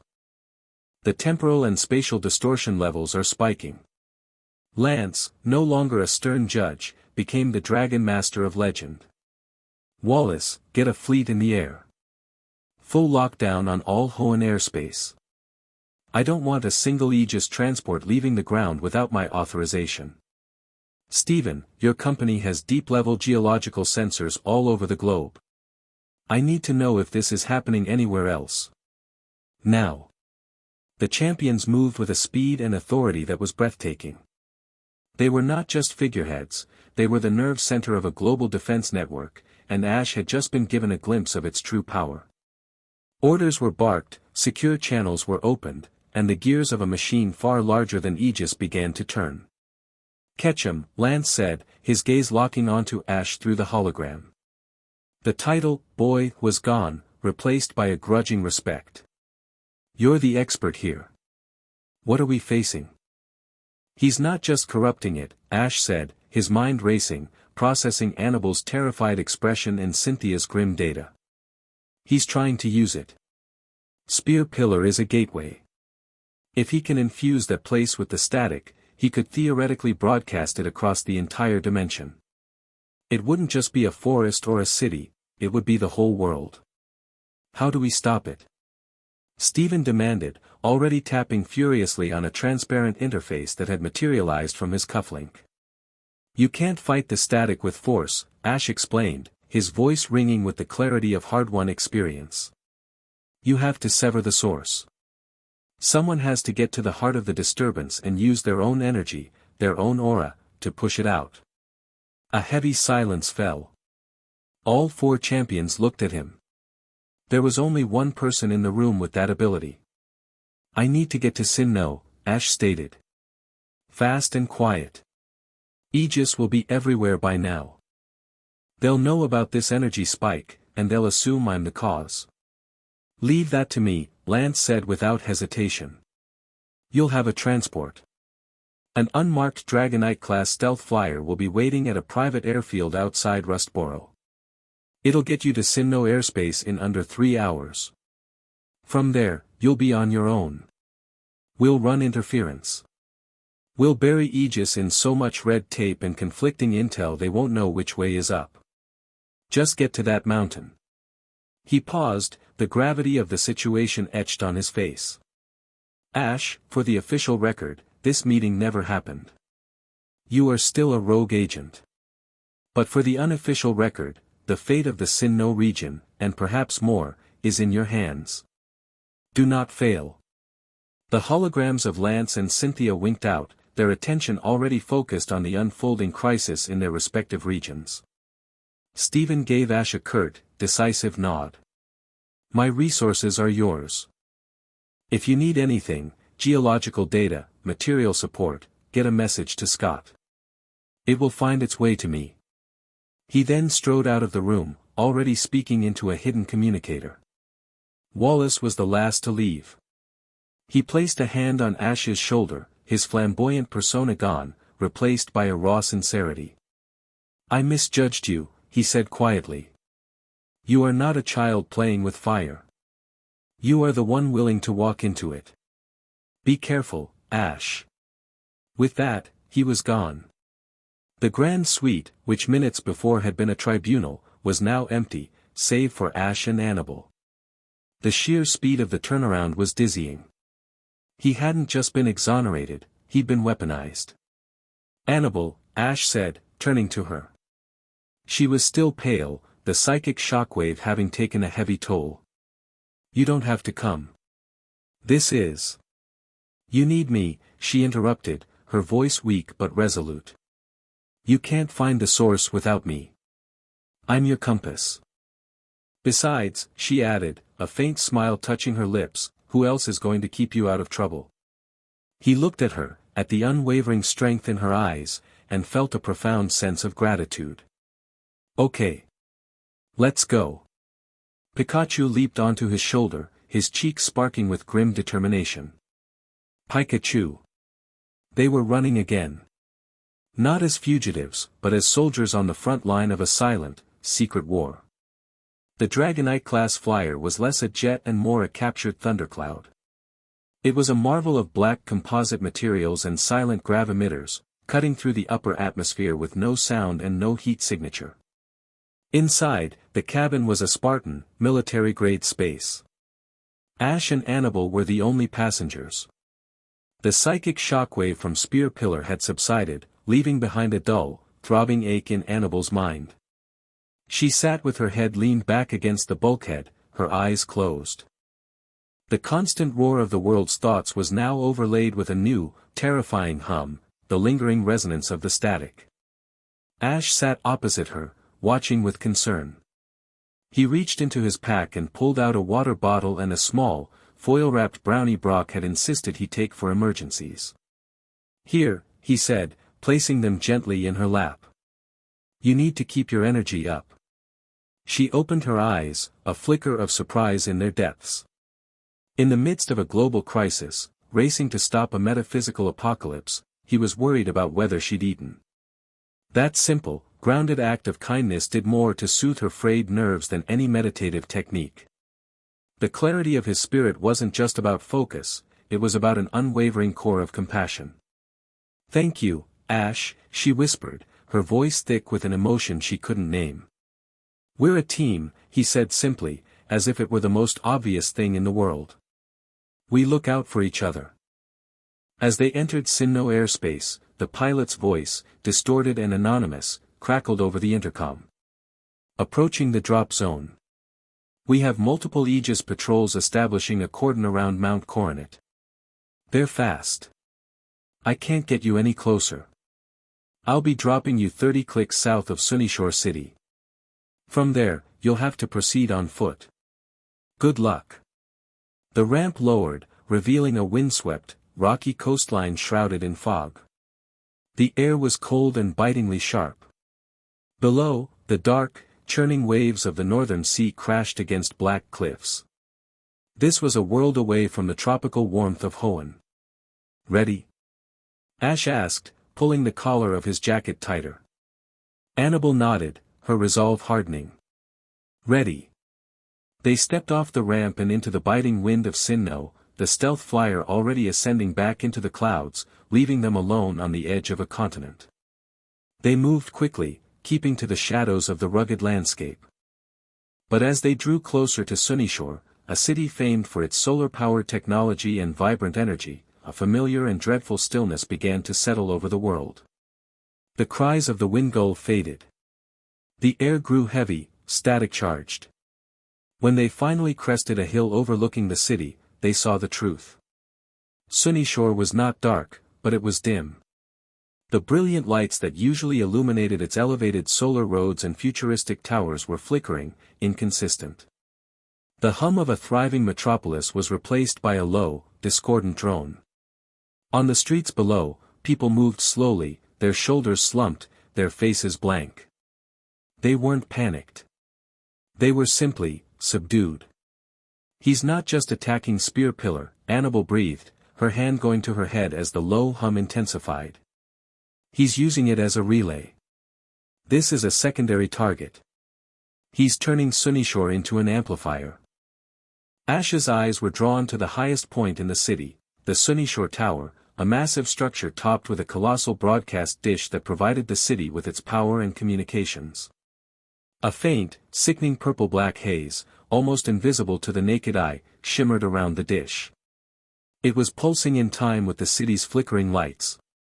Suddenly, the poke gear in Ash's pocket vibrated. It was a model Noland had specially modified, its communication suite heavily encrypted. A text message appeared on the screen, from an unlisted number. It was 4 words. "Lighthouse. Sunset. Come alone." Ash stared at the message, a jolt running through him. He knew that blunt, demanding tone. There was only one person he knew in Sunyshore who would contact him like that. Paul. The Sunyshore lighthouse stood on a lonely spit of rock, a relic of an older time, now dwarfed by the city's modern architecture. As the sun bled across the horizon, painting the sky in fiery colors that were disturbingly muted by the city's energy-draining haze. Ash made his way to the meeting point, leaving Annabelle hidden in a safe observation post. He found Paul on the observation deck, leaning against the railing, a stark silhouette against the dying light. He hadn't changed. His purple hair was the same, his posture rigid and impatient. He turned as Ash approached, his dark, critical eyes scanning him from head to toe. "You're late," Paul said, his voice flat. It wasn't a greeting, it was an accusation. "I had to be sure I wasn't being followed," Ash countered, stopping a few feet away. Pikachu tensed on his shoulder, a low growl rumbling in his throat. "Aegis is busy at the mountain. They think the energy source is there," Paul stated, dismissing Ash's caution. "They're wrong. The source is a broadcast, and the antenna is right there." He pointed a thumb over his shoulder at the pulsing Sunyshore tower. Ash was taken aback. "You know about this?"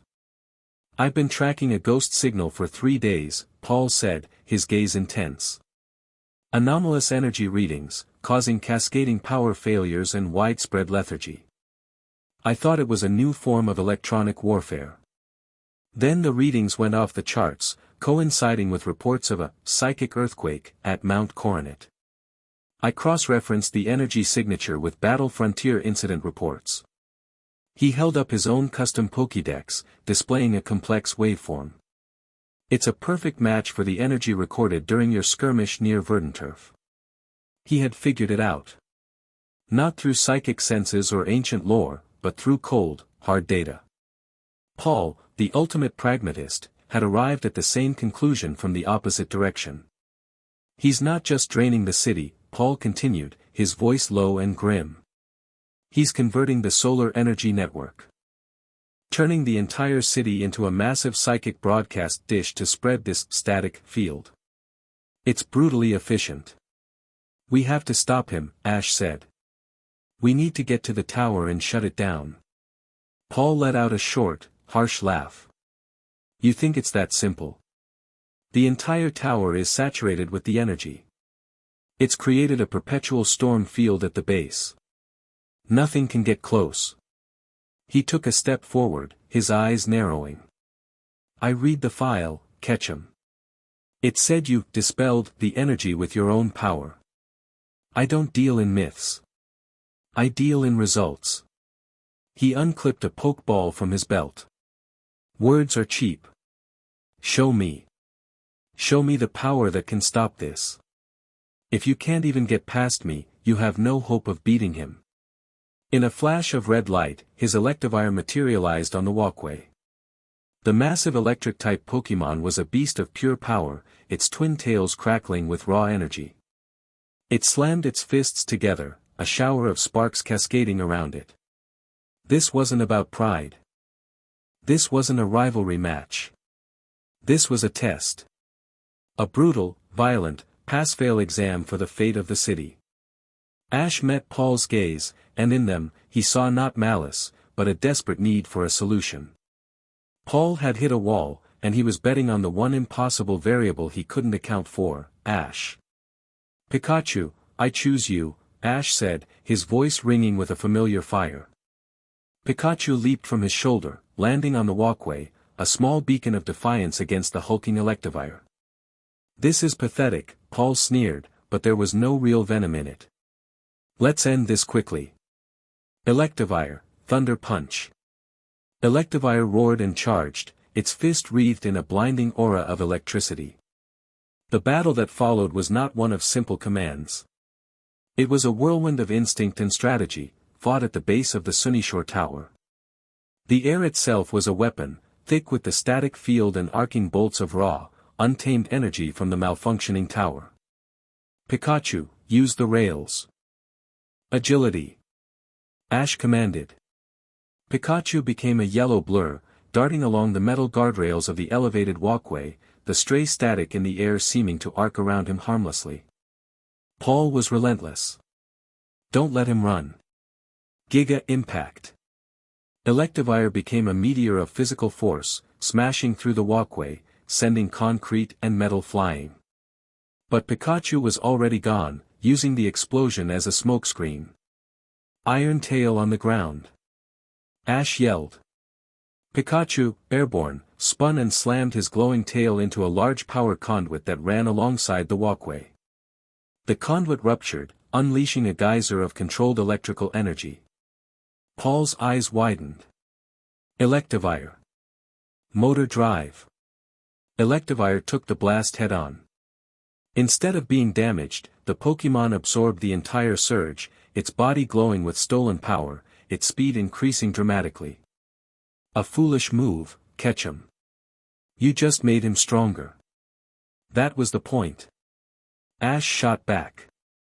He's too slow to hit Pikachu, but if he's faster, he'll have to come to us. It was a dangerous gambit, intentionally powering up his opponent to force a confrontation on his own terms. Paul saw the logic in it instantly, a flicker of grudging respect in his eyes. The battle became a maelstrom of light and power. Pikachu's speed against Electivire's overwhelming force. They weren't just fighting each other, they were manipulating the chaotic energy of the storm around them. Pikachu grounded surges with his tail, while Electivire absorbed stray bolts to fuel its attacks. Finally, Ash saw his opening. The main broadcast dish on the tower pulsed, gathering energy for another wave of static. We can't just break it. Ash yelled over the roar of the storm. We have to overload it. Create a feedback loop. He didn't have time to explain further. He had to trust that Paul would understand. Pikachu. Full power. Volt tackle. Aim for the primary emitter coil. Pikachu, surrounded by a blazing golden aura, shot like a bullet toward the base of the dish, a living projectile of pure electrical energy. Paul watched for a split second, his mind processing Ash's insane plan. Overload the system using its own power source. It was reckless. It was brilliant. He didn't hesitate. Electivire, he roared, his voice cutting through the storm. Maximum output. Thunder. Target Pikachu's trajectory. Electivire let out a bellowing cry and unleashed the full force of its power.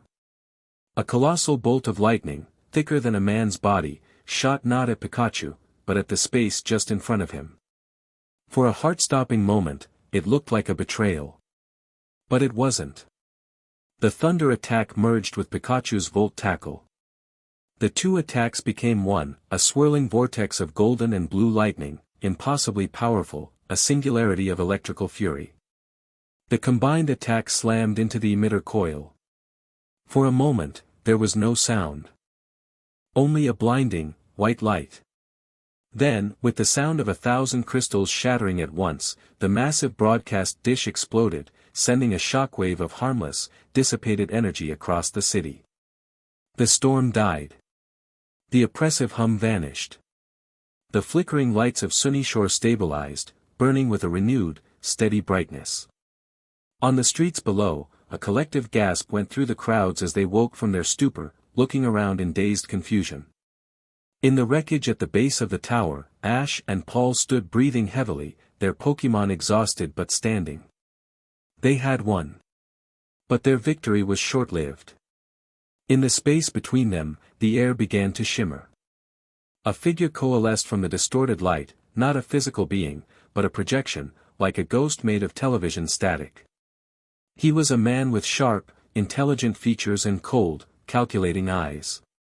His expression was not one of anger, but of mild, academic disappointment. It was Malachi. He ignored Paul completely, his gaze fixed solely on Ash. A flicker of recognition, and something else, interest, passed through his eyes. So, Malachi's voice echoed, a calm, dispassionate sound that was more chilling than any shout. The little spark of aura has found its way here. I should have anticipated a variable of your nature. Malachi, Ash growled, the name feeling like poison on his tongue. You champion chaos, boy, Malachi said, his voice devoid of emotion. You champion the volatile bonds, the painful emotions, the very things that are the source of all suffering in this world. You look at this city, now return to its noisy, messy state, and you call it a victory. I see a relapse. He took a step forward, his form flickering. I offer peace. A quiet, final peace, free from the agony of loss and the burden of love.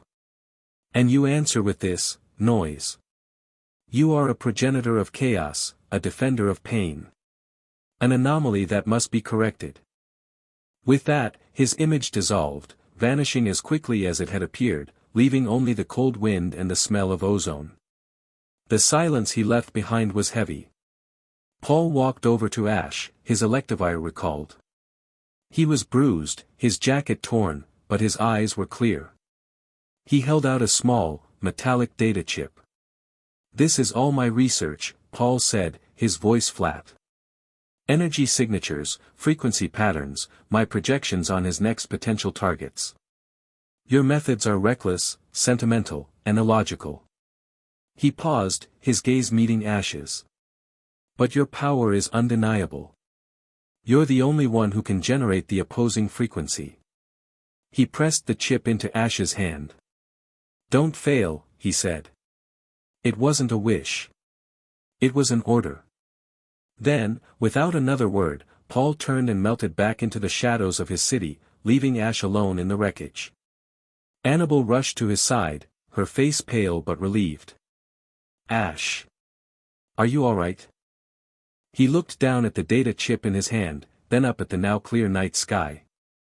They had a name. They had a face. They had a motive. The ghost of Sunyshore was gone, but the true enemy had finally shown himself. The war had just become personal. I'm fine, Ash said, his voice low and hard. But we're just getting started. Chapter 5, The Silence of a Friend. The data chip burned in Ash's hand, a tiny square of metal that held the ghost of a city. They didn't linger in the wreckage of Sunyshore. Paul's parting was an act of tactical necessity, not friendship, and Ash understood that perfectly. The moment the city's lights had stabilized, they would have registered on every Aegis scanner in the hemisphere.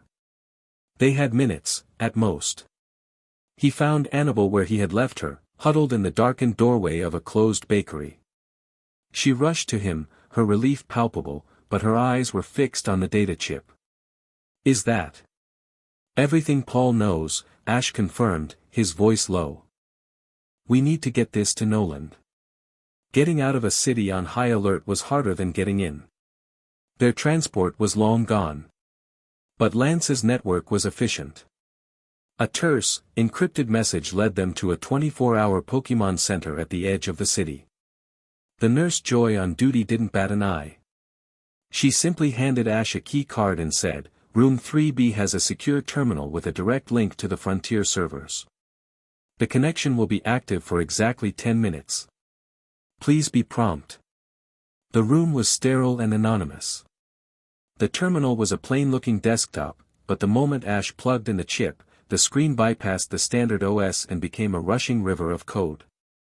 Nolan's face appeared a moment later, not in a smooth video call, but as a glitchy, monochrome image. The signal was being bounced across 3 continents to avoid detection. Ash. Annabelle. Report. Nolan's voice was tinny, filled with static that had nothing to do with Malachi. The champions are running a massive counter-intel campaign, but Aegis is like a hydra. For every transport we ground, 2 more launch from a black site. What have you got? A name. Malachi, Ash said, summarizing quickly. And a motive.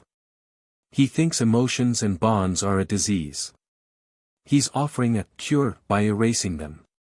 He used Sunyshore as a broadcast antenna, but we overloaded it. This is everything a trainer named Paul gathered on the energy signature. The data streamed from the chip. Nolan's eyes widened behind his spectacles as the waveform scrolled across the screen. Incredible. It's not a positive or negative energy. It operates on a different axis entirely. It's a frequency of anti-information. It doesn't destroy data, it cancels it out. That's why it affects spirits, not just bodies. It's a code that tells life to stop. Annabelle, who had been leaning against the wall, stiffened. Her hand went to her temple. "Ash," she whispered, her voice tight with alarm. "What is it?" "Another spike?" he asked, instantly at her side. "No," she said, her eyes wide with confusion and horror. "The opposite. It's a good feeling. Too good. It's coming from a news feed." On the terminal, Nolan toggled a window, bringing up a live broadcast from the Lumiose press. The headline was almost utopian: Lumiose City enters golden age of efficiency. The reporter was beaming, standing in the center of the city. "It's a miracle," the reporter chirped. "For the past 48 hours, Lumiose City has seen a 100% drop in traffic incidents, a 98% reduction in violent crime, and a complete cessation of public disturbances. The city's power grid, once notoriously fickle, is now operating at a staggering 110% efficiency." The camera panned over the city. It was pristine. The streets were clean, the traffic flowed in perfect, synchronized patterns. There were no crowds, no loud conversations, no hint of the usual urban chaos. It was beautiful. It was perfect. It was a mausoleum. "The architect of this new era of logic and peace," the reporter continued. "None other than our own gym leader, Clement." The camera zoomed in on Clement. He stood by the main console of Prism Tower, his face illuminated by the glow of the monitors. He wore his usual blue jumpsuit, but it seemed to hang on him differently. His glasses were clean, his hair was perfectly combed. There was no smudge of grease on his cheek, no wild, excited spark in his eyes. The formula was simple, Clement said to the camera, his voice a calm, level monotone that sent a spike of ice through Ash's veins. "Emotion leads to irrational choices. Irrational choices lead to inefficiency. By removing the emotional variable from the city's infrastructure, from traffic light patterns to power distribution, we have created a system that is, by all measures, perfect. Passion is a bug in the system. I have merely deployed a patch." Ash stared at the screen, his blood running cold. That wasn't Clement. That was a puppet. A puppet speaking Malachi's words. What did he do to him?" Ash whispered, horrified. Annabelle clutched his arm, her knuckles white. "I can't feel him," she said, her voice trembling. "When I try to reach for his mind, there's nothing. It's not the screaming void of the forest. It's a smooth, polished wall. A perfect, logical emptiness where his spirit used to be." Beside Clement, Bonnie stood, looking small and lost. She was holding her Deden, her wide blue eyes filled with a confusion that was more heartbreaking than any tears. She tugged on her brother's jumpsuit. "Clement. Can we go invent something now? Please." Clement looked down at his sister, and for a second, a flicker of something, a memory, a ghost of an emotion, seemed to cross his face. But then it was gone, replaced by the same cold logic. "Invention for invention's sake is an inefficient use of resources, Bonnie," he said, turning back to his console. "Please refrain from distracting me." Bonnie's face fell, her lip trembling. She hugged Deden tighter and backed away, looking at her brother as if he were a stranger. That was it. That was the moment Ash broke. He slammed his fist on the desk. "No," he growled, a raw, primal fury surging through him. "Not him. Not Clement." He turned to the terminal. "Nolan, get us to Kalos. Now." "Ash, wait." Nolan protested. "It's a trap. Malachi knows you know Clement. He's using him as bait." "I don't care," Ash snarled, his eyes blazing with a protective fire. "This isn't about strategy anymore. This is about my friend. He did this to prove a point. I'm going to prove him wrong." His decision was absolute. There was no room for debate. This was the magnetic, unshakable core of Ash Ketchum. He didn't abandon his friends. Ever. Nolan sighed, the sound staticky and resigned. You're a force of nature, you know that. Lance won't like it, but he'll understand. A transport will meet you on the roof in 5. It'll take you as far as the Kalos coast.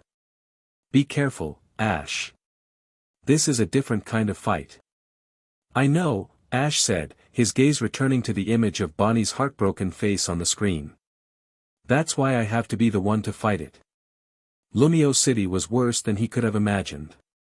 The perfection was suffocating. People moved in neat, orderly lines, their faces placid and untroubled. The bakeries smelled of bread, but not of joy. The art galleries displayed paintings, but drew no crowds of passionate debate. The city's heart had been replaced by a perfectly functioning machine. They found their way to Prism Tower, the once shining beacon of Clement's dreams, now the cold, logical command center of his prison.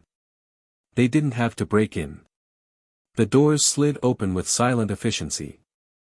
Clement was where they had seen him, at the main console. He looked up as they entered, his expression one of mild curiosity, as if observing a new data point. Ash Ketchum, he said, his voice flat. An agent of chaos. Your arrival in this quadrant was a 73.4% probability. Your emotional state is highly agitated. It is an inefficient way to exist. Pikachu bristled on Ash's shoulder, a low warning growl in his throat. Clement, stop this, Ash said, his voice pleading. This isn't you. What did he do to you? He did nothing, Clement replied calmly. He simply offered me a truth, and I, as a man of science, accepted the logical conclusion. Passion, hope, love, they are biochemical reactions that compromise judgment. They are the cause of my past failures. My inventions that always exploded. That was passion overriding precision.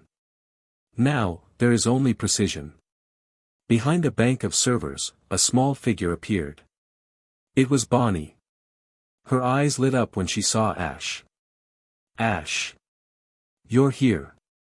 Make him stop. She cried, running to him and burying her face in his leg. He won't smile anymore. He won't tell me stories. He just works. Ash knelt down, his heart breaking. He placed a hand on her head. It's okay, Bonnie. I'm here now. We're going to fix this. He stood and faced the shell of his friend. He tried everything. He talked about their journey through Kalos, about the League, about Sawyer, about Serena. He talked about the first time Clembot had malfunctioned, the time Luxray had finally trusted him. He threw every memory, every shared adventure, every emotional touchstone he could think of at the polished wall of Clement's new logic. Nothing. Clement listened patiently, then replied, these are merely historical data points. Anecdotes. They have no bearing on the superior logic of my current operational paradigm. It was hopeless. Anger was useless. Logic was useless. Pleading was useless. Ash felt a wave of despair so profound it almost buckled his knees. He was a battler. He solved problems by taking action. But there was nothing to punch. There was no enemy to defeat. There was only the chilling, smiling absence of his friend. He stumbled back out of the command center, the weight of his failure pressing down on him. Bonnie followed, her small hand gripping his. They left Clement bathed in the cold, blue light of his perfect, empty world. Night fell. The lights of Lumio City shone with a cold, steady brilliance, a perfect reflection of the city's new soul. Ash and Annabelle sat at the base of Prism Tower, hidden in the shadows of the manicured gardens. Bonnie was asleep in Ash's lap, exhausted from a day of quiet tears, her Deden curled up beside her. Ash stared up at the immense structure, a monument to a dream that was now a tomb. He had never felt so powerless. I can't beat him, he whispered into the darkness, the confession torn from him. I can't fight this. There's nothing to fight. Annabelle, who had been sitting in a tense, protective silence, turned to him.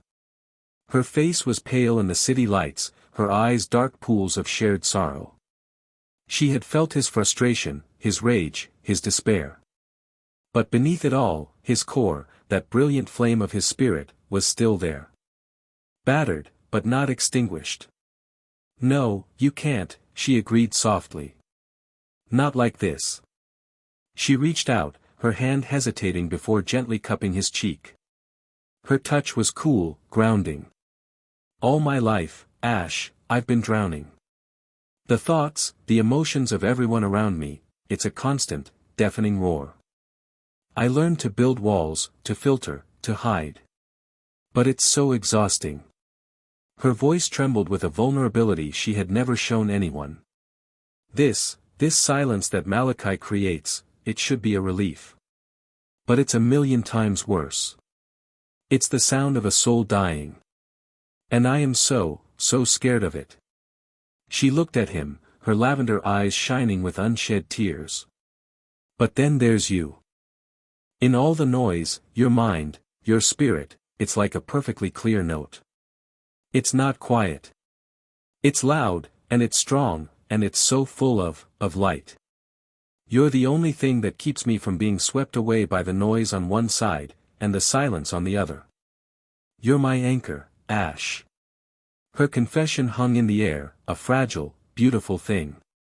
Ash stared at her, seeing for the first time the true weight of the burden she carried every second of her life. He found his own voice, low and rough with emotion. "And you're my compass. I just know how to fight. How to push forward. I don't always know why it works. But you can see it. You can see the static. You can see the bonds between me and my Pokemon. You see the things I only feel. Without you, I'd just be swinging in the dark." In that shared moment of desperation and confession, under the shadow of their friend's stolen soul, something shifted.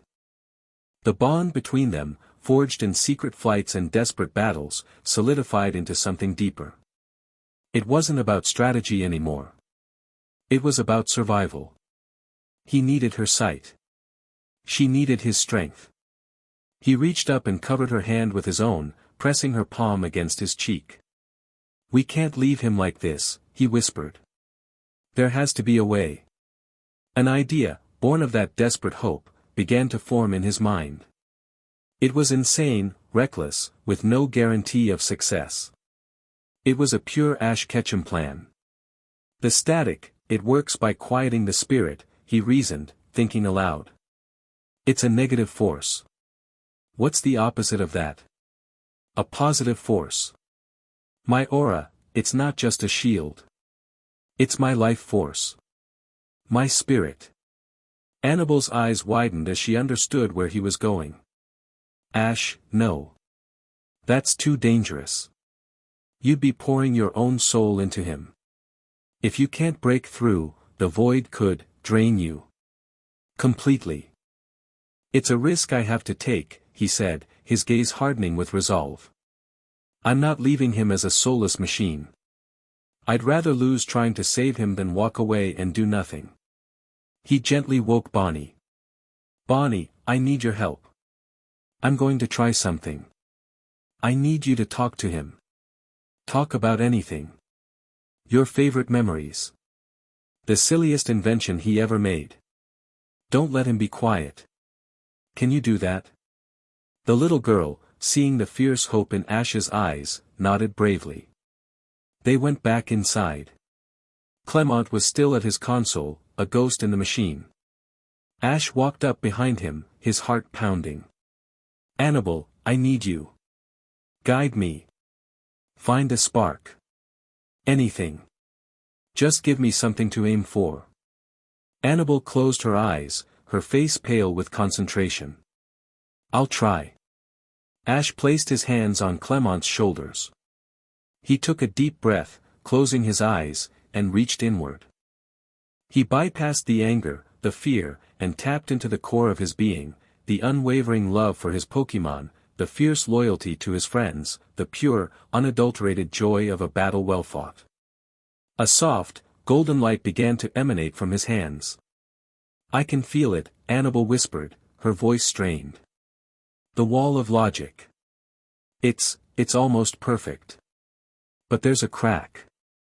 A memory he can't logically delete. The day Luxio evolved to save him.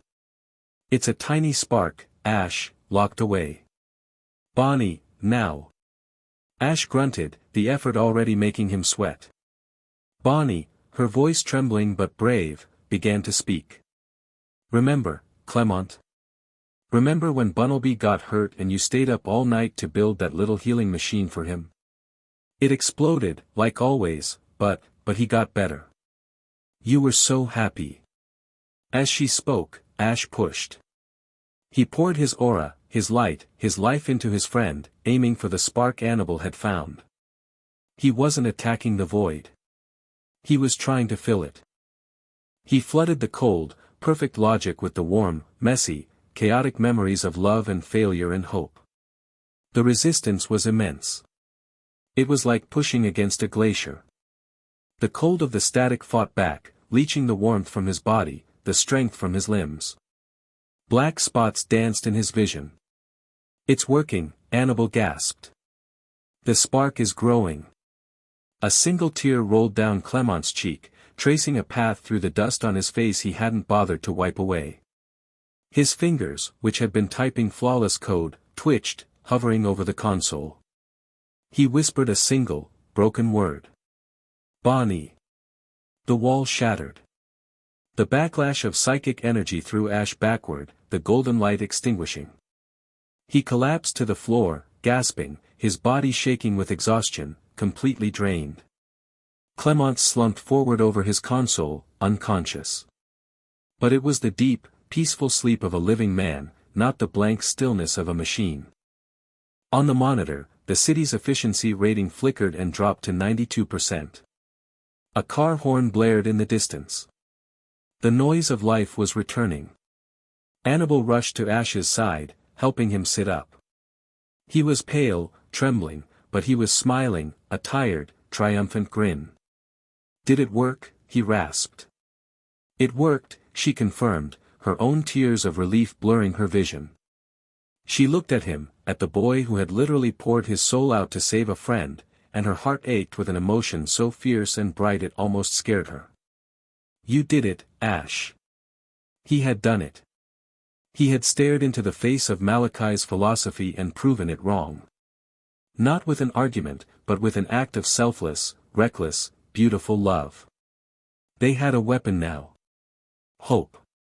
Chapter 6, Fortress Frontier. The victory in Lumio City was a phantom limb, an ache where a triumph should have been. Ash felt its cost in the marrow of his bones. For 2 days, he was a ghost, his own spirit a frayed and thinning thing. Annabel became his shield, her presence a constant, quiet support as his aura slowly, painstakingly, refilled itself. They hid in the Kalos wilds, sheltered by a network of friendly Pokémon that Clement, in his right mind once more, had contacted for them before going dark to deal with the political fallout in his own city. The world saw a minor, temporary, grid optimization. Only a handful of people knew it had been a battle for a man's soul. A message from Noland, delivered by a frantic Pidgeot, ripped them from their fragile recovery. It was a single, scorched piece of paper with a hand-scrawled command, "Come home. Now." The transport that met them this time was not a sleek stealth flyer. It was a battered, sea-scarred cargo plane, the kind used for hauling heavy machinery, and its pilot was Greta, the arena tycoon. She didn't wait for the ramp to fully lower, leaping down onto the grassy field, her face a mask of grim fury. "Get in," she barked, "no room for pleasantries. We're under attack."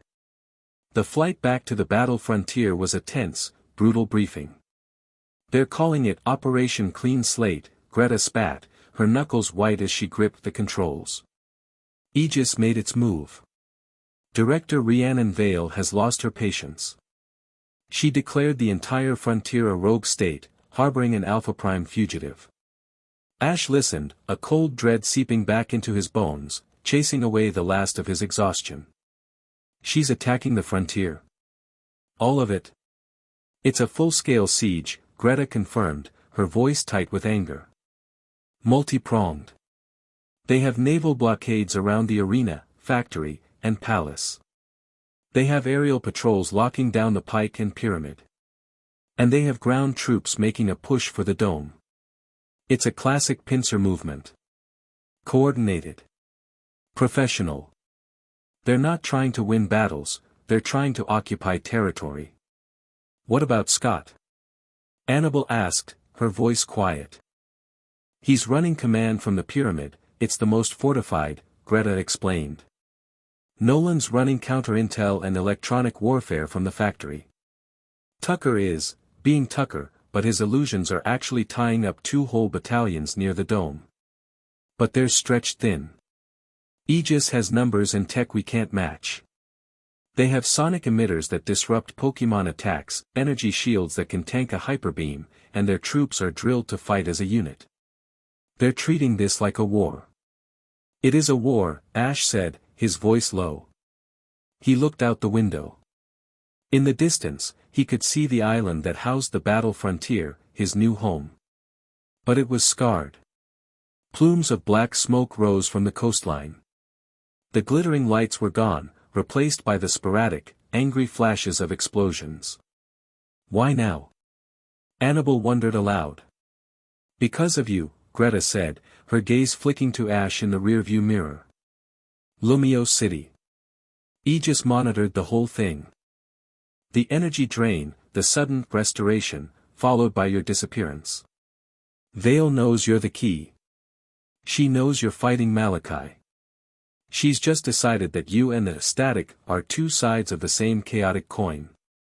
She can't catch Malachi, so she's going to cage you instead. She thinks if she controls you, she controls the situation. The cargo plane didn't land. It couldn't. The airspace was a hornet's nest of Aegis drones.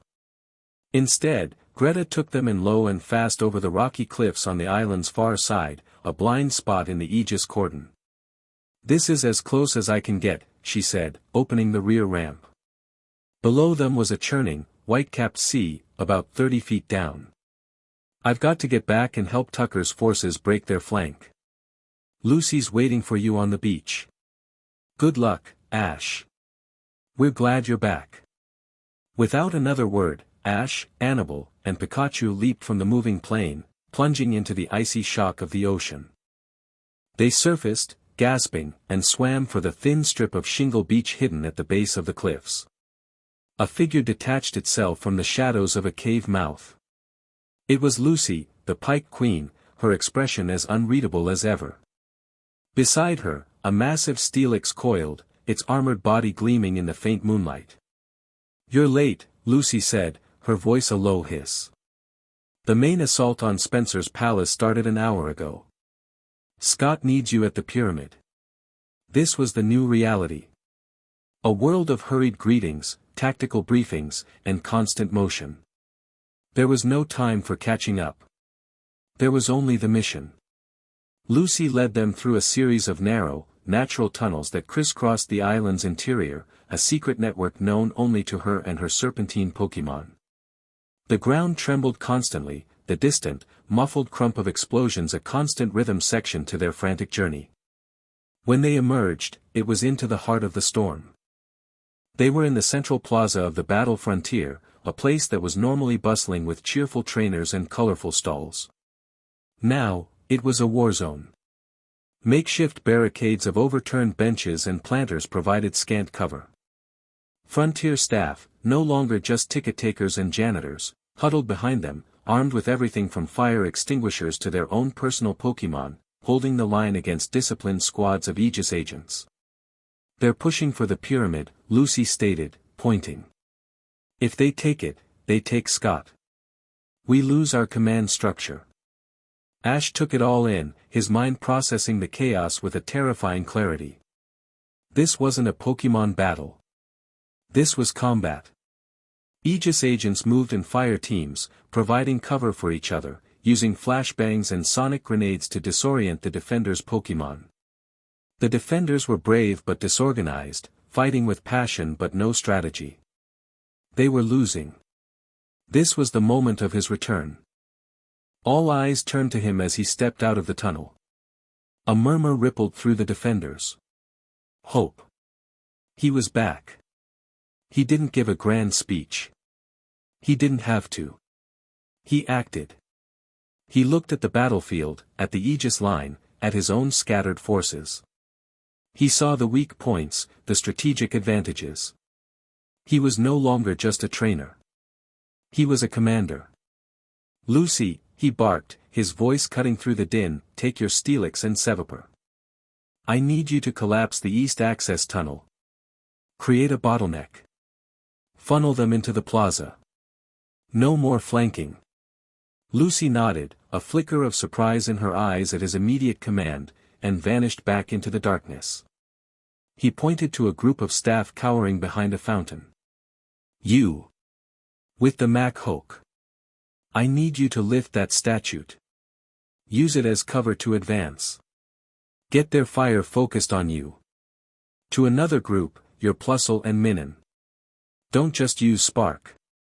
Use Helping Hand on each other, then target their communications equipment. I want them deaf. His commands were fast, precise, and unerringly logical. He wasn't just telling them to fight, he was telling them how to fight. He was turning their disjointed efforts into a coordinated defense. He was a force multiplier. He turned to Annabelle. I need to get to the pyramid. Hold this line for me. Before she could answer, a high-pitched whine filled the air. A squadron of Aegis agents on the roof of the battle arena deployed a new weapon, a massive, tripod-mounted cannon. It fired not a beam, but a wave of shimmering, distorted air. The wave washed over the plaza. The effect was instantaneous and devastating. Every Pokémon caught in the wave cried out, stumbling. A Mashoki's muscles seemed to lose their density.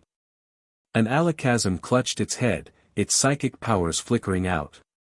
It was an anti-Pokémon field. A weapon designed to level the playing field by taking their greatest strength off the board. They're adapting, Ash snarled. They're neutralizing our Pokémon. So we fight without them, a new voice boomed.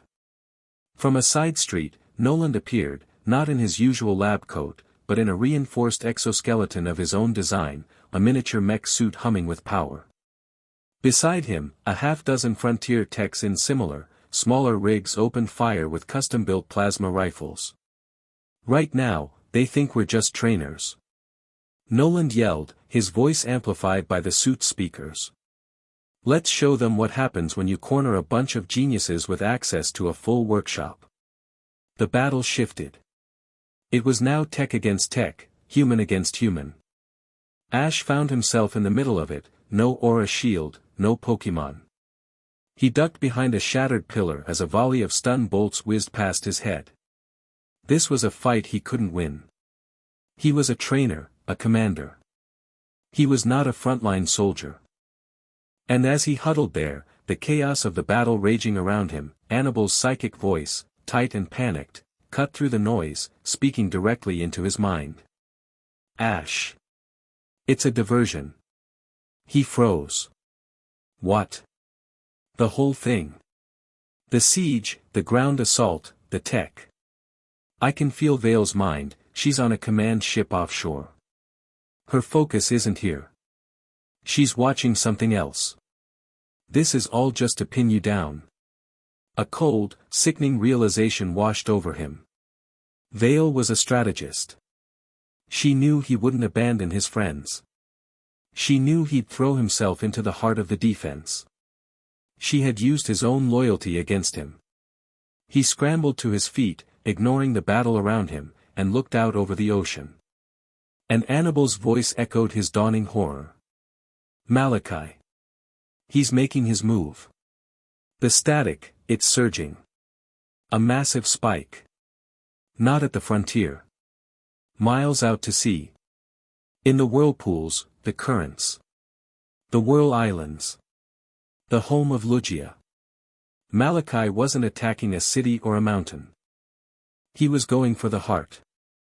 If he could corrupt a legendary Pokémon of Lugia's psychic magnitude, he could turn it into a global amplifier. He could blanket the entire planet in the static in a single stroke. This was the endgame. No, Ash whispered, the single word a breath of pure horror. He looked at the battle raging around him, at the friends fighting and bleeding to protect their home, to protect him. He looked at the sea, where an invisible, apocalyptic battle was about to begin. Defend his home, or save the world. It was an impossible choice. And in that moment of impossible clarity, he knew he had to do both. He turned to Noland, who was trading plasma blasts with an Aegis heavy weapons team. Noland. I need you to hold them. No matter what. Noland, blasting an agent off his feet, turned to him. Where are you going? To win the war. Ash yelled back. He sprinted away from the battle, back towards the cliffs. He grabbed Annabelle's hand, pulling her with him. I need you with me. But the defense, she started. It won't matter if Lugia falls, he countered. He placed 2 fingers in his mouth and let out a piercing whistle, a call he hadn't used in years. A high, keening cry answered him from the sky. Swellow, who had been running reconnaissance, dove towards them. But Swellow wasn't big enough. He needed more. He needed fire and power. He needed a legend. He unclipped Charizard's pokeball, his hand steady despite the adrenaline coursing through him. He looked at the battle, at the faces of the friends he was about to leave behind. He saw Greta, from a rooftop, giving him a fierce, understanding grin and a thumbs up. He saw Lucy's Steelix erupt from the ground, blocking a volley of rockets aimed at his escape route. He saw Noland redirect his fire to give him cover. They weren't just his friends. They were his army. And he was their leader. Trusting them to hold the line was the hardest and most important command he would give all day. Charizard, I choose you, he roared, hurling the ball into the air. His oldest, most powerful friend erupted into the night with a bellow that momentarily silenced the battlefield. The Aegis agents stopped and stared, their high-tech weaponry suddenly seeming small and inadequate in the face of such primal, elemental fury. Charizard, we're going for a swim. Ash yelled as he and Annabelle clambered onto the dragon's broad back. Annabelle, hold on tight. With a single, powerful beat of his wings, Charizard launched himself into the air, banking hard over the ocean. Ash didn't look back. He couldn't. He had placed his faith in his friends. Now, he had to go and justify it.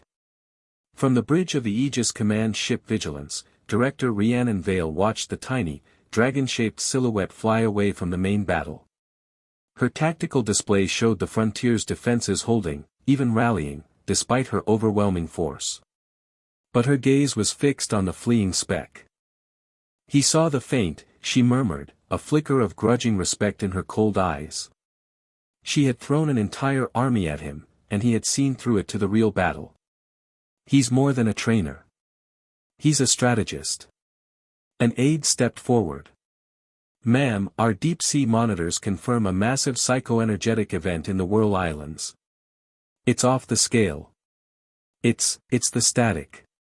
Vale stared at the tactical map, at the blinking red icon of the Whirl Islands and the small, blue vector of Ash Ketchum flying towards it. The pieces clicked into place. The boy wasn't the cause of the chaos. He was the response. He was the world's immune system, a lone antibody racing towards a universe-ending infection. Her entire strategy, her entire worldview, had been predicated on the idea that order must be imposed. That chaos must be contained. But what if there was a chaos that fought for order? A fire that burned away the sickness?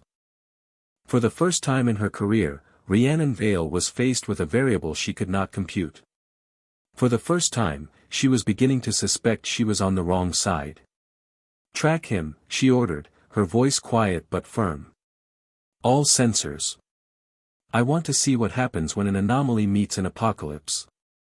Chapter 7, The Parliament of Legends. The flight to the Whirl Islands was a desperate race against a tide of encroaching silence. The sea below was no longer just dark, it was unnaturally still. The churning, White-capped waves had subsided into a placid, oily blackness, and the air grew heavy, carrying the same soul-deep chill as the verdant turf woods. Annabel, her arms wrapped tightly around Ash's waist, had gone pale, her body trembling not from the cold, but from the psychic assault. "It's like a whirlpool of nothingness," she gasped, her voice a strained whisper against the rush of the wind. "Lugia, it's fighting back. I can feel its light, its song, but the static is immense. It's trying to drown it. To silence it." Ash pushed Charizard faster, the great dragon's wings beating a powerful, rhythmic tattoo against the dead air. He could feel it too. Not as a psychic assault, but as a pressure in his own soul, a phantom hand trying to squeeze the fire of his aura into a cold, dead coal. He resisted it, stoking the inner flame, turning his own spirit into a defiant fortress. They broke through the perpetual storm that ringed the islands and found a scene from a nightmare.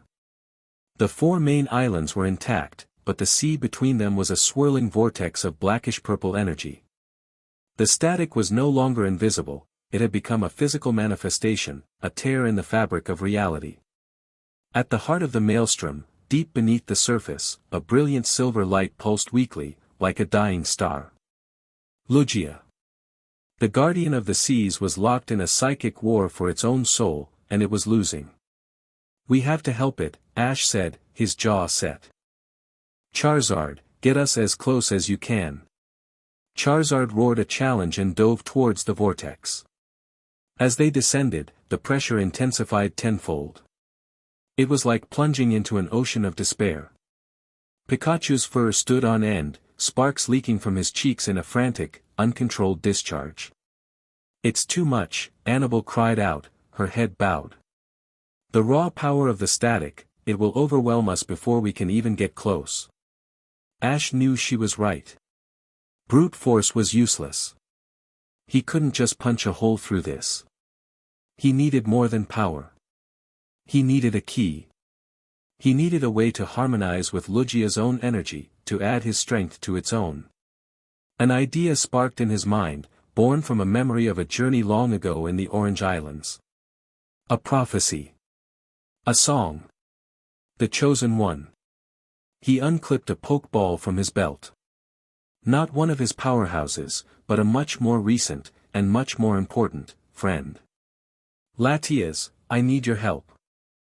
The Ian Pokemon materialized beside them in a flash of red and white, her draconic form effortlessly matching Charizard's speed.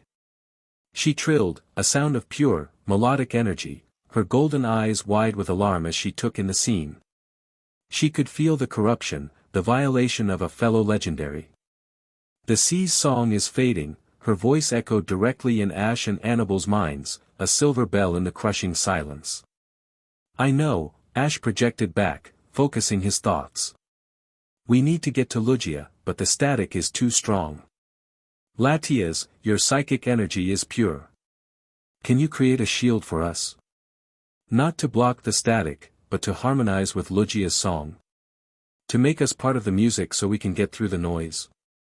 It was a complex, abstract request, but Latias understood instantly. She and her brother were masters of psychic resonance. She trilled an affirmation and moved into position, flying just ahead of Charizard. A shimmering, diamond-shaped field of rosy light enveloped them, thin and translucent. It wasn't a wall, it was a tuning fork. The shield vibrated, not against the static, but in time with the faint, struggling pulses of Lugia's silver light. The oppressive pressure lessened. The psychic drowning sensation receded. They were no longer fighting the current, they were riding a sliver of its counterflow. "It's working." Annabel gasped, able to breathe again. "We're invisible to the worst of it." Guided by Latias's shield, Charizard plunged into the heart of the vortex. They broke the surface of the black water, entering a world of swirling twilight and corrupted energy. And there, in a cavern at the bottom of the sea, they found him. Lugia was immense, its silver-white hide webbed with the same pulsating black veins that had covered the Flygon. Its great, intelligent eyes were clouded with the purple-black void, but it was fighting. Its whole body shuddered with the effort, silver light warring against the encroaching darkness. And floating before it, his form protected by a bubble of pure null energy, was Malachi. He wasn't fighting Lugia with energy blasts. He was speaking to it, his calm, dispassionate voice a psychic poison, weaving a tapestry of logic and despair. "And what is your reward for this guardianship?" Malachi's voice echoed in the underwater cavern. "Fear. Misunderstanding. Humans hunt you, covet you, disturb your slumber for their own petty gains. Your song, that calms the sea, only invites more of their chaos. Let it go. Embrace the peace of silence. Be still. And the world will finally be still with you. Enough." Ash roared, his voice amplified by the strange acoustics of the cavern. Malachi turned, his expression of calm superiority faltering for the first time. He saw Ash, on Charizard's back, shielded by Latias's light, Pikachu a ball of furious energy on his shoulder. He saw the impossible. The anomaly, Malachi breathed, a flicker of genuine anger crossing his face. "You should not be here." "I go where my friends are in trouble," Ash shot back. "Lugia, don't listen to him. Your song isn't a burden, it's a gift.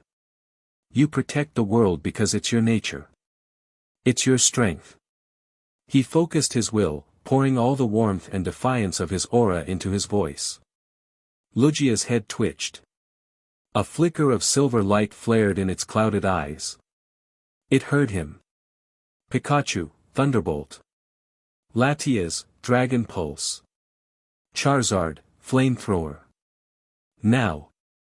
The three attacks, a bolt of pure lightning, a pulse of draconic energy, and a torrent of dragon fire, converged on Malachi. His null field flared, absorbing the blasts, but it wavered under the combined, multi-type assault. The battle had begun. But Ash knew they couldn't win this way. They were just buying time.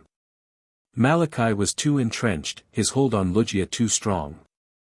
Attacking Malachi directly was like trying to punch the ocean. The true battle was for Lugia's soul. "I have to get closer," Ash said, his mind racing. "I have to do what I did for Clement. I have to break the connection. The poison is too deep," Latias projected, dodging a retaliatory blast of dark energy from Malachi. "Your fire is not enough to burn it all away," she was right. His aura was powerful, but this was a legendary. The scale was immense. He could pour his entire life force into Lugia and it would be a single drop in a corrupted ocean. He needed more. He needed an amplifier. He needed more fire. An idea, so audacious, so insane, it could only be his, exploded in his mind.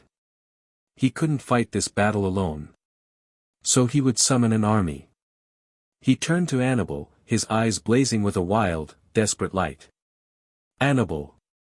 I need you to connect with me. All of you," he shouted to his Pokémon. "Pikachu, Latias, Charizard. Lend me your strength. Your spirit. All of it." He closed his eyes, ignoring the battle raging around him. He wasn't just reaching for his own aura. He was opening himself up, becoming a conduit. He felt the fierce, unwavering loyalty of Pikachu, a bond forged in 1,000 battles, pour into him like pure lightning. He felt the ancient, fiery pride of Charizard, a power of earth and sky, merge with his own. He felt the pure, empathetic light of Latias, a spirit of compassion and grace, join the torrent. He became a nexus of their combined wills. His own aura, amplified 100-fold, exploded from his body, a colossal pillar of golden light that pushed back the darkness in the cavern, a sun rising in the depths of the sea. And then he did the unthinkable. He used Lugia's own weakening psychic field as a broadcast antenna. He reached out with his amplified spirit, not to the world of humans, but beyond. He sent out a call, a silent, spiritual shout that transcended space and time. It was a call of shared experience, a tapestry woven from his memories. He sent the memory of freeing a cloned Mutwo from a prison of rage and confusion. He sent the feeling of soaring through the sky with Articuno, Zapdos, and Moltres, helping them quell their own conflict. He sent the image of standing beside Nti to protect a little girl's dream world. He sent the echo of earning the respect of the three Regis in Brandon's pyramid, and the memory of standing with Regigigas to stop a glacier. He sent the sound of the melody he played to calm the fighting Dialga and Palkia at Spear Pillar itself. He sent the feeling of awe at the foot of the Tree of Beginning, a place of birth and life, a place he now understood was the antithesis of Malachi's static. He wasn't asking for help. He was presenting a case. He was showing them, that gods, of the world, that one of their own was falling, and that the blight that was taking it threatened them all. He, a human, a child in their ageless reckoning, stood as a bridge between their world and his, and he was calling in his debts. The effect was instantaneous and world-shattering. Across the globe, ancient beings stirred. In the snowy peaks of Kanto, Articuno's slumber was disturbed by a familiar, warm resonance.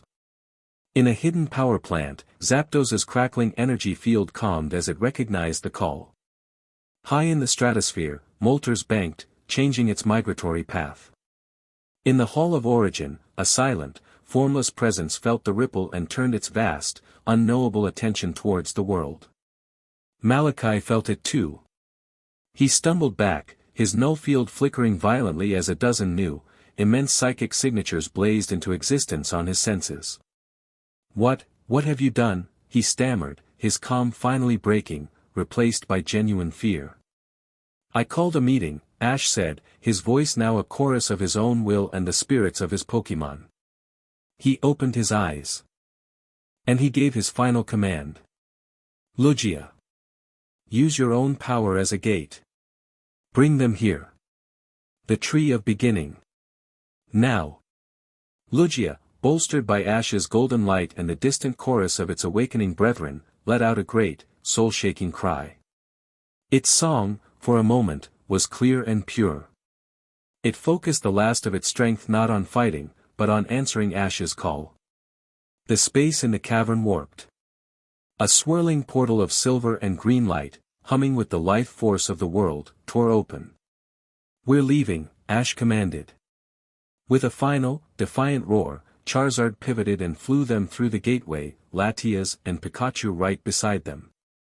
They emerged not into the sea, but into a vast, crystalline cavern, bathed in a gentle, pulsating light. The Tree of Beginning. And they were not alone. They appeared in the center of a circle. Surrounding them were the legends he had called. Articuno, Zapdos, and Moltres hovered in the air, their elemental energies held in a tense, respectful check. Nti stood on a crystalline ledge, its presence a bastion of noble power. Latios, drawn by his sister's presence, materialized beside her. The three Regis, Regirock, Regice, and Registeel, stood like ancient sentinels, their single eyes glowing. Even a curious Mew, shimmering with playful pink energy, peeked out from behind a crystal formation. It was a parliament of gods. A gathering of myths made real. And Ash Ketchum, a 16-year-old boy on the back of a Charizard, stood in their center. He slid off his dragon's back, landing on the crystalline floor, Annabelle beside him, her face a mask of pure, unadulterated awe. He stood before them, not as a master, not as a challenger, but as an equal. An emissary. Before he could even speak, a new voice, human and amplified, echoed through the cavern. Incredible, truly incredible. A new portal opened, not of psychic energy, but of hardlight technology. From it stepped Commander Rhiannon Vale. She was alone, her hands raised in a universal gesture of peace. Her face, once a mask of cold fury, was now filled with a bewildered awe that mirrored Annabelle's. "I've been monitoring your energy signature, Ketchum," she said, her voice steady despite the impossible situation. "And the subsequent global spike in unique bioenergies. My entire life has been dedicated to the principle of containing and controlling such forces to ensure global stability." She looked around at the assembly of living gods, then back at Ash. "I was wrong," she said, the two words costing her more than a lifetime of pride. The threat isn't you. The threat is Malachi. His static is a world-ending contagion. And my weapons, my soldiers, my entire foundation, we are useless against it. She took a step forward, her gaze unwavering. My mandate is to protect this world. And right now, you are the only one with the power and the strategy to do it. The Aegis Foundation and all its resources are yours to command. Tell me what to do, Ash. The boy who had been hunted, who had been declared a terrorist, was now being asked to lead the very army that had been sent to destroy him. He stood in a sacred place, surrounded by gods, with the world's most advanced private military at his back. He was no longer just a frontier brain. He was no longer just an anomaly. He had become the commander-in-chief of a war for the soul of the world. The weight of it all should have crushed him. Instead, he felt a strange, terrifying calm. This was his path. This was the true meaning of being a master. He looked at the assembled legends, at the humbled commander, at Annabelle, his compass, and at Pikachu, his heart. He took a breath. "All right," he said, his voice ringing with a newfound authority that all of them, human and god alike, could understand. "Here's the plan." Chapter 8, The color of a soul. The air in the tree of beginning hummed, a chord struck from the strings of reality itself. It was the collective presence of legends, a power so immense it felt like standing at the bottom of the ocean. Each being was a force of nature, an embodiment of an ideal, the cold patience of ice, the explosive fury of fire, the unyielding strength of earth. And they were all looking at him. Ash stood in the center of the divine assembly, the weight of their silent regard a physical pressure. He was not intimidated. The frantic race, the psychic assault, the impossible gambit of his call had burned away everything but a core of pure, unshakable purpose. He saw the path forward with the stark clarity of a lightning strike. "He's created a static field," Ash began, his voice ringing with an authority that belied his age, echoing in the vast, crystalline chamber. "It's a tear in reality, a pocket dimension where his power is absolute. It's anchored to our world at the Whirl Islands, feeding off the energy of the battle with Lugia. That is our battlefield." He turned his gaze to the legends. "I know you are powerful. But you cannot fight the static with power. It will feed on your energy. It will turn your rage, your strength, your very existence into more of itself. Attacking the field directly is what Malachi wants. It's a trap." Articuno let out a crystalline chime, a query of sharp, cold logic. "Then what is our purpose? You will not be the sword," Ash declared. "You will be the shield. You will form a bulwark. A living wall of life and energy around the tear. Your purpose is not to destroy the static, but to contain it. To hold it back from bleeding further into our world. You must show it that life endures. That is a battle it cannot win." NTI stepped forward, its great head held high, its voice a rumbling volcano of noble intent. "We will hold the line." A chorus of assent echoed from the others, a symphony of roars, chimes, and psychic vibrations. They understood. It was a strategy worthy of their station, a battle of endurance, of presence, of being. Ash then turned to Rhiannon Vale. "Commander. Your forces are fast and precise. You will be their support. Your ships will form the outer cordon. Use your energy shields not to attack, but to reinforce the barrier the legends create. Your medical teams will stand ready. Your scientists will monitor the integrity of the barrier. You will be the surgeons. They," he gestured to the legends, "are the immune system." Vale's sharp eyes lit up with understanding. He had given her a role that played to her every strength, logistics, support, precision. He hadn't just accepted her help, he had integrated it seamlessly into a divine strategy. "My forces are already en route," she said with a crisp, decisive nod. "We will be in position within the hour." "What about you?" "The only way to win is to cut the head off the snake," Ash said, his gaze hardening. "Malachi is at the center of that field, merged with its source. I'm going in. A murmur of protest went through the chamber. Annabel stepped forward, her face pale with dread. Ash, you can't. You saw what it did to Lugia. It will tear you apart. Not alone, he said, meeting her gaze. He unclipped 4 pokeballs from his belt. I'm taking my heart with me. He released them.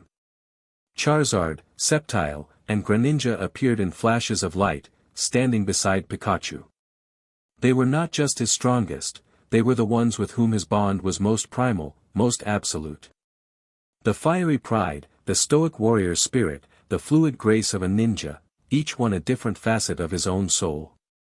They stood ready, their eyes burning with the same fire as his. Their job is to fight the manifestations of the static, Ash explained. The echoes.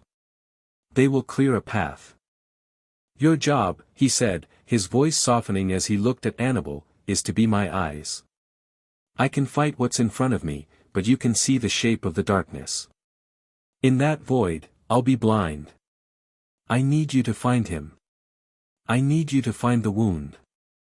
The wound, she whispered. This hatred, this need for silence, it was born from pain, Ash said, his voice low and certain. Malachi isn't the disease. He's the first symptom. To stop the static, we have to find the moment it began. You are the only one who can navigate that. He was asking her to plunge into the heart of a psychic hurricane, to navigate not a physical space, but the geography of a broken soul. It was the most terrifying thing she had ever imagined. I'll do it, she said, her voice trembling but firm. She trusted him. That was all that mattered. He offered her a small, grateful smile before turning back to the assembly. That's the plan. The legends and Aegis hold the line. We go in and end this. For good. There were no more questions. The strategy was set. The Parliament of Legends was adjourned. With a series of earth-shaking calls and rips in the fabric of space, the divine beings vanished, teleporting to the Whirl Islands to take up their positions. Rhiannon Vale gave Ash a final, sharp salute. The world is in your hands, Ketchum. See that you give it back. She turned and strode back through her hard light portal, its disappearance leaving a sudden, ringing silence. Only Ash's team remained. He looked at Annabel, at the fear and resolve warring in her eyes. He reached out and took her hand. His was warm and steady. Scared, he asked. Terrified, she admitted. Me too, he confessed with a wry grin. Means we're doing something right. He squeezed her hand once, a silent promise, then turned to his Pokémon. Let's go. With Latias once more providing a psychic gateway, they left the safety of the Tree of Beginning and stepped onto the shores of the final battlefield. The world outside the static field was a breathtaking spectacle of ordered defiance. A dozen Aegis warships formed a perfect, 5-mile ring around the Whirl Islands. Their massive energy shields were angled inward, not to protect themselves, but to project a shimmering, golden wall of containment. Inside that wall, the legends stood their ground. Articuno, Zapdos, and Moltres flew in a triangular formation, their combined aura of ice, lightning, and fire creating a tricolored aurora that pushed back against the encroaching purple-black miasma. On the surface of the placid, dark water, Entei raced in a circle, leaving a wake of purifying flame. The Regis stood like unbreachable fortresses on the 4 islands, their bodies glowing with primal power, anchoring the barrier to the earth itself. It was a symphony of life, a defiant roar against the encroaching silence. At the center of it all, the static field churned, a wound in the world, a vortex of pure nothingness. That's our door, Ash said grimly, standing on the shore of the central island. He took a deep breath, steeling himself. Annabel, stay close. Everyone, on me. They plunged in. The transition was not a movement. It was a cessation. Sound died first. The roar of the sea, the cries of the legends, the beat of Ash's own heart, all vanished, replaced by a profound, skull-deep silence. Then sight. Colors bled out of the world, fading to a uniform, lifeless gray. The sharp outlines of his Pokémon blurred, their forms becoming indistinct, like watercolor paintings left in the rain. Then feeling. The warmth of his own skin, the cool spray of the sea, the solid ground beneath his feet, all dissolved into a sensation of numb, weightless suspension in an infinite, featureless space. It was the ultimate sensory deprivation. A universe made of gray fog and absolute silence. "I'm here," Ash projected, his voice a thought, not a sound. He focused his aura, creating a small, warm bubble of reality around his team. Colors returned in a muted, fragile radius. He could see them again: Pikachu, his sparks fizzing weakly; Charizard, his tail flame a pale, flickering candle; Sceptile and Greninja, tense and alert. And Annabelle, her face a mask of horrified concentration. "It's pulling at me, Ash," she sent, her thought voice trembling. "It's trying to empty my mind. Stay with me," he commanded, strengthening the aura shield around her. "Focus on my voice. My light. You're my compass. Guide us." She nodded, a jerky, uncertain movement. She closed her eyes, turning her senses inward, away from the terrifying emptiness and toward the even more terrifying psychic landscape of the static. "This way," she directed, pointing into the gray nothingness. The threads of the static, they all lead to a single point. They moved forward, walking through the suffocating gray void. The only thing that felt real was the warmth of Ash's aura and the solid presence of his team. They didn't have to wait long for the welcome party. From the gray fog, forms began to coalesce. They looked like Pokémon, a Tyranitar, a Metagross, a Salamence, but they were wrong. They were made of the same gray nothingness as the void, their eyes empty holes. They made no sound as they charged. "Echoes," Ash breathed. "Don't let them touch you." Greninja, water shuriken. Sceptile, leaf blade. Greninja moved, a blur of silent grace, unleashing spinning stars of water that struck the Echo Tyranitar. The attack didn't cause an explosion. The echo simply dissolved where the shurikens hit, patches of it turning to gray mist before reforming. Sceptile's leaf blade sliced through the Echo Metagross, but the two halves simply flowed back together like mercury. These things couldn't be beaten. They couldn't be destroyed. They had no life to take. "Ash, their attacks," Annabelle warned. The Echo Salamence unleashed a hyper beam, a silent, gray cylinder of energy.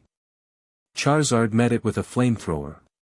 Where the two beams met, the fire didn't explode, it was simply extinguished. Snuffed out. The gray beam continued, diminished but still moving. "They're not attacks," Ash realized with a dawning horror. "They're anti-energy. They're designed to erase our power." The fight became a desperate, draining dance. They couldn't win. They could only survive. Ash's team fought with a desperate ferocity, not to defeat the echoes, but to keep them at bay, to create a moving pocket of safety as they pushed deeper into the void.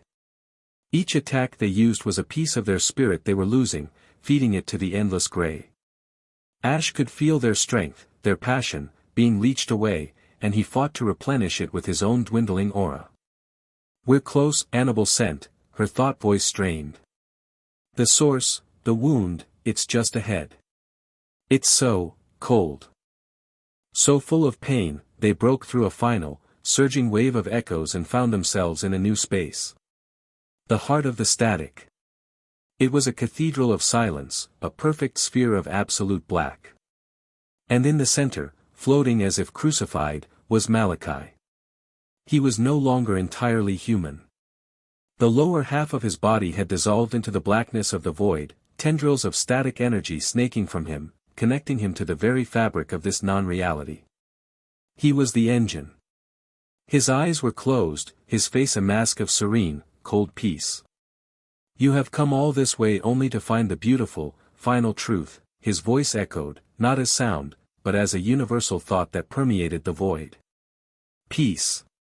This isn't peace," Ash shot back, his own thought a defiant shout. This is emptiness. The distinction is irrelevant, Malachi replied. You cling to your pain, your chaos, your bonds, because you have never known the alternative.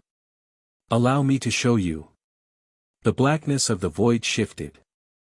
It wasn't a vision, it was a memory, projected directly into all of their minds. They were no longer in the static field. They were on a rain-swept coastline, the sea raging, the sky split by the warring cries of Groudon and Kyogre. It was Hoenn, years ago, during the Great Cataclysm.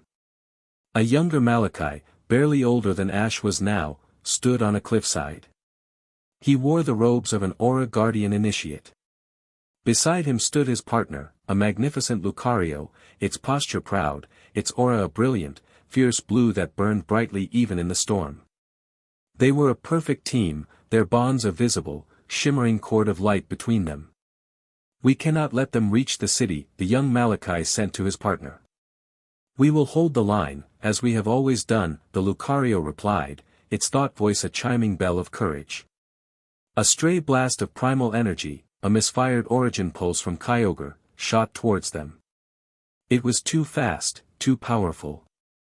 The Lucario didn't hesitate. It leaped in front of Malachi, raising an aura sphere not to block the blast, but to detonate it prematurely. The resulting explosion was catastrophic. The memory became a blur of light, pain, and a single, final, psychic scream. They felt what Malachi felt. The bond between him and his Lucario, a moment before a symphony of courage and love, became a single, searing note of agony and terror as his partner's life was extinguished. And then, silence. The bond shattered, leaving a gaping, bleeding wound in his soul. The memory faded, returning them to the black void. They saw Malachi on his knees on that cliffside, screaming soundlessly into the storm, clutching at the empty space where his partner's aura had been. And they understood. The static was not a philosophy he had discovered. It was a cancer he had created, born from that one moment of unbearable loss. He wasn't trying to silence the world. He was trying to silence the echo of that scream in his own soul. Now you see, Malachi's voice whispered, full of a chilling, sympathetic pity. Love is the wound. The bond is the blade. All I offer is a way to never feel that pain again. He turned his gaze to Ash and Pikachu. I can give you that gift. I can sever your bond. You will still be partners. You will still be effective. You will simply be, safe from this. He raised a hand, and a tendril of black energy snaked towards them. Let me save you. Pikachu growled, a low, furious sound that was more thought than noise, and stepped in front of Ash, his body a tiny, defiant shield. Ash looked at the black tendril. He looked at Pikachu. He remembered the pain of seeing his friend hurt, the terror of almost losing him, 100 times over. And he remembered the joy of their victories, the warmth of him sleeping on his chest, the simple, perfect trust between them. He smiled.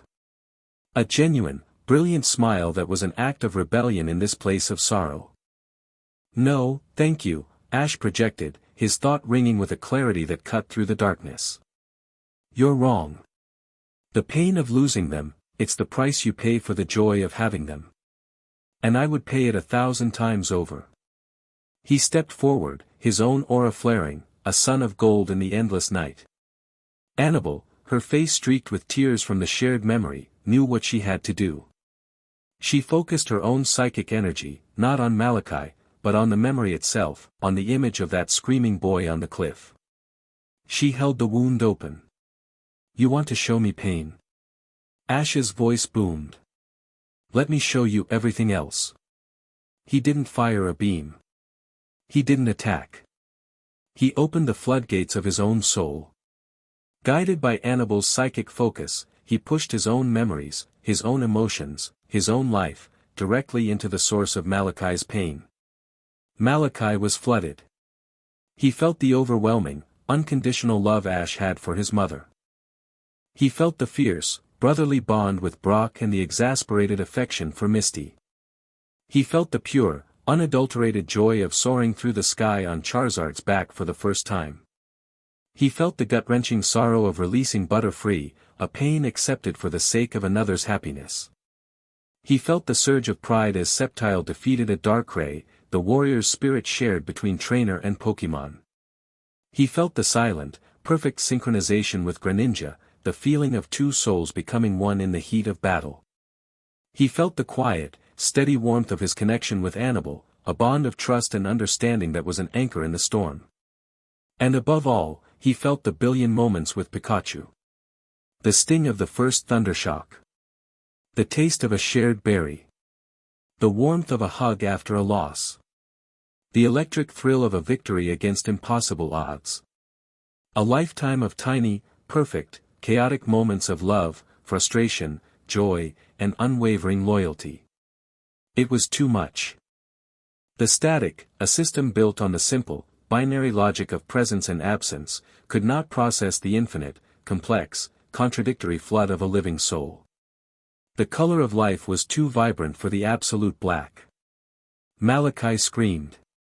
A real, human, soundless scream of a man who had spent years in a silent, empty room, suddenly thrown into the heart of the sun. The logic shattered. The cold peace broke. All he was left with was the truth he had tried to bury, the love, and the pain that came with it. The black void convulsed. The static field, its engine broken, began to collapse.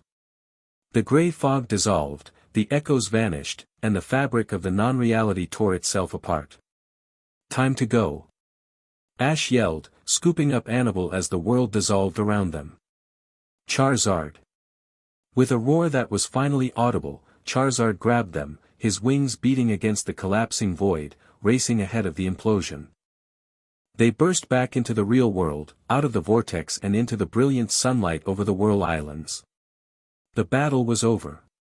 The dark, oily water was returning to its natural, sparkling blue. The legends, their duty done, gave a collective cry of victory before vanishing one by one. The Aegis ships powered down their shields, their crews cheering on the decks. In the center of the now calm sea, a lone figure floated. Malachi. He was just a man now, pale and unconscious, the static gone from him, leaving only a broken human being who would now have to learn how to live with the feelings he had tried to destroy. Charizard landed gently on the deck of the Aegis flagship, the Vigilance. Ash slid off, helping Annabelle down. They were exhausted, drained, but they were alive. They had won. Rhiannon Vale approached them, her face stripped of its military severity, filled only with a profound, humbled respect. The static is gone, she stated, her voice quiet. Completely. The world owes you a debt it can never repay. Ash just shook his head, too tired to speak. He looked out at the rising sun, the light glinting off the water. He had faced down gods and monsters, armies and apocalypses. He had accepted a responsibility he never asked for, and somehow, he had succeeded. He felt the weight of the vermilion crown settle on his brow, not as a burden, but as a part of him. He was a guardian. Annabelle came to stand beside him, her presence a quiet comfort. The psychic noise of the world was returning, but for the first time, it didn't feel like a storm. It felt like a song. And in the center of it all was Ash, her anchor, her clear, bright note. She slipped her hand into his.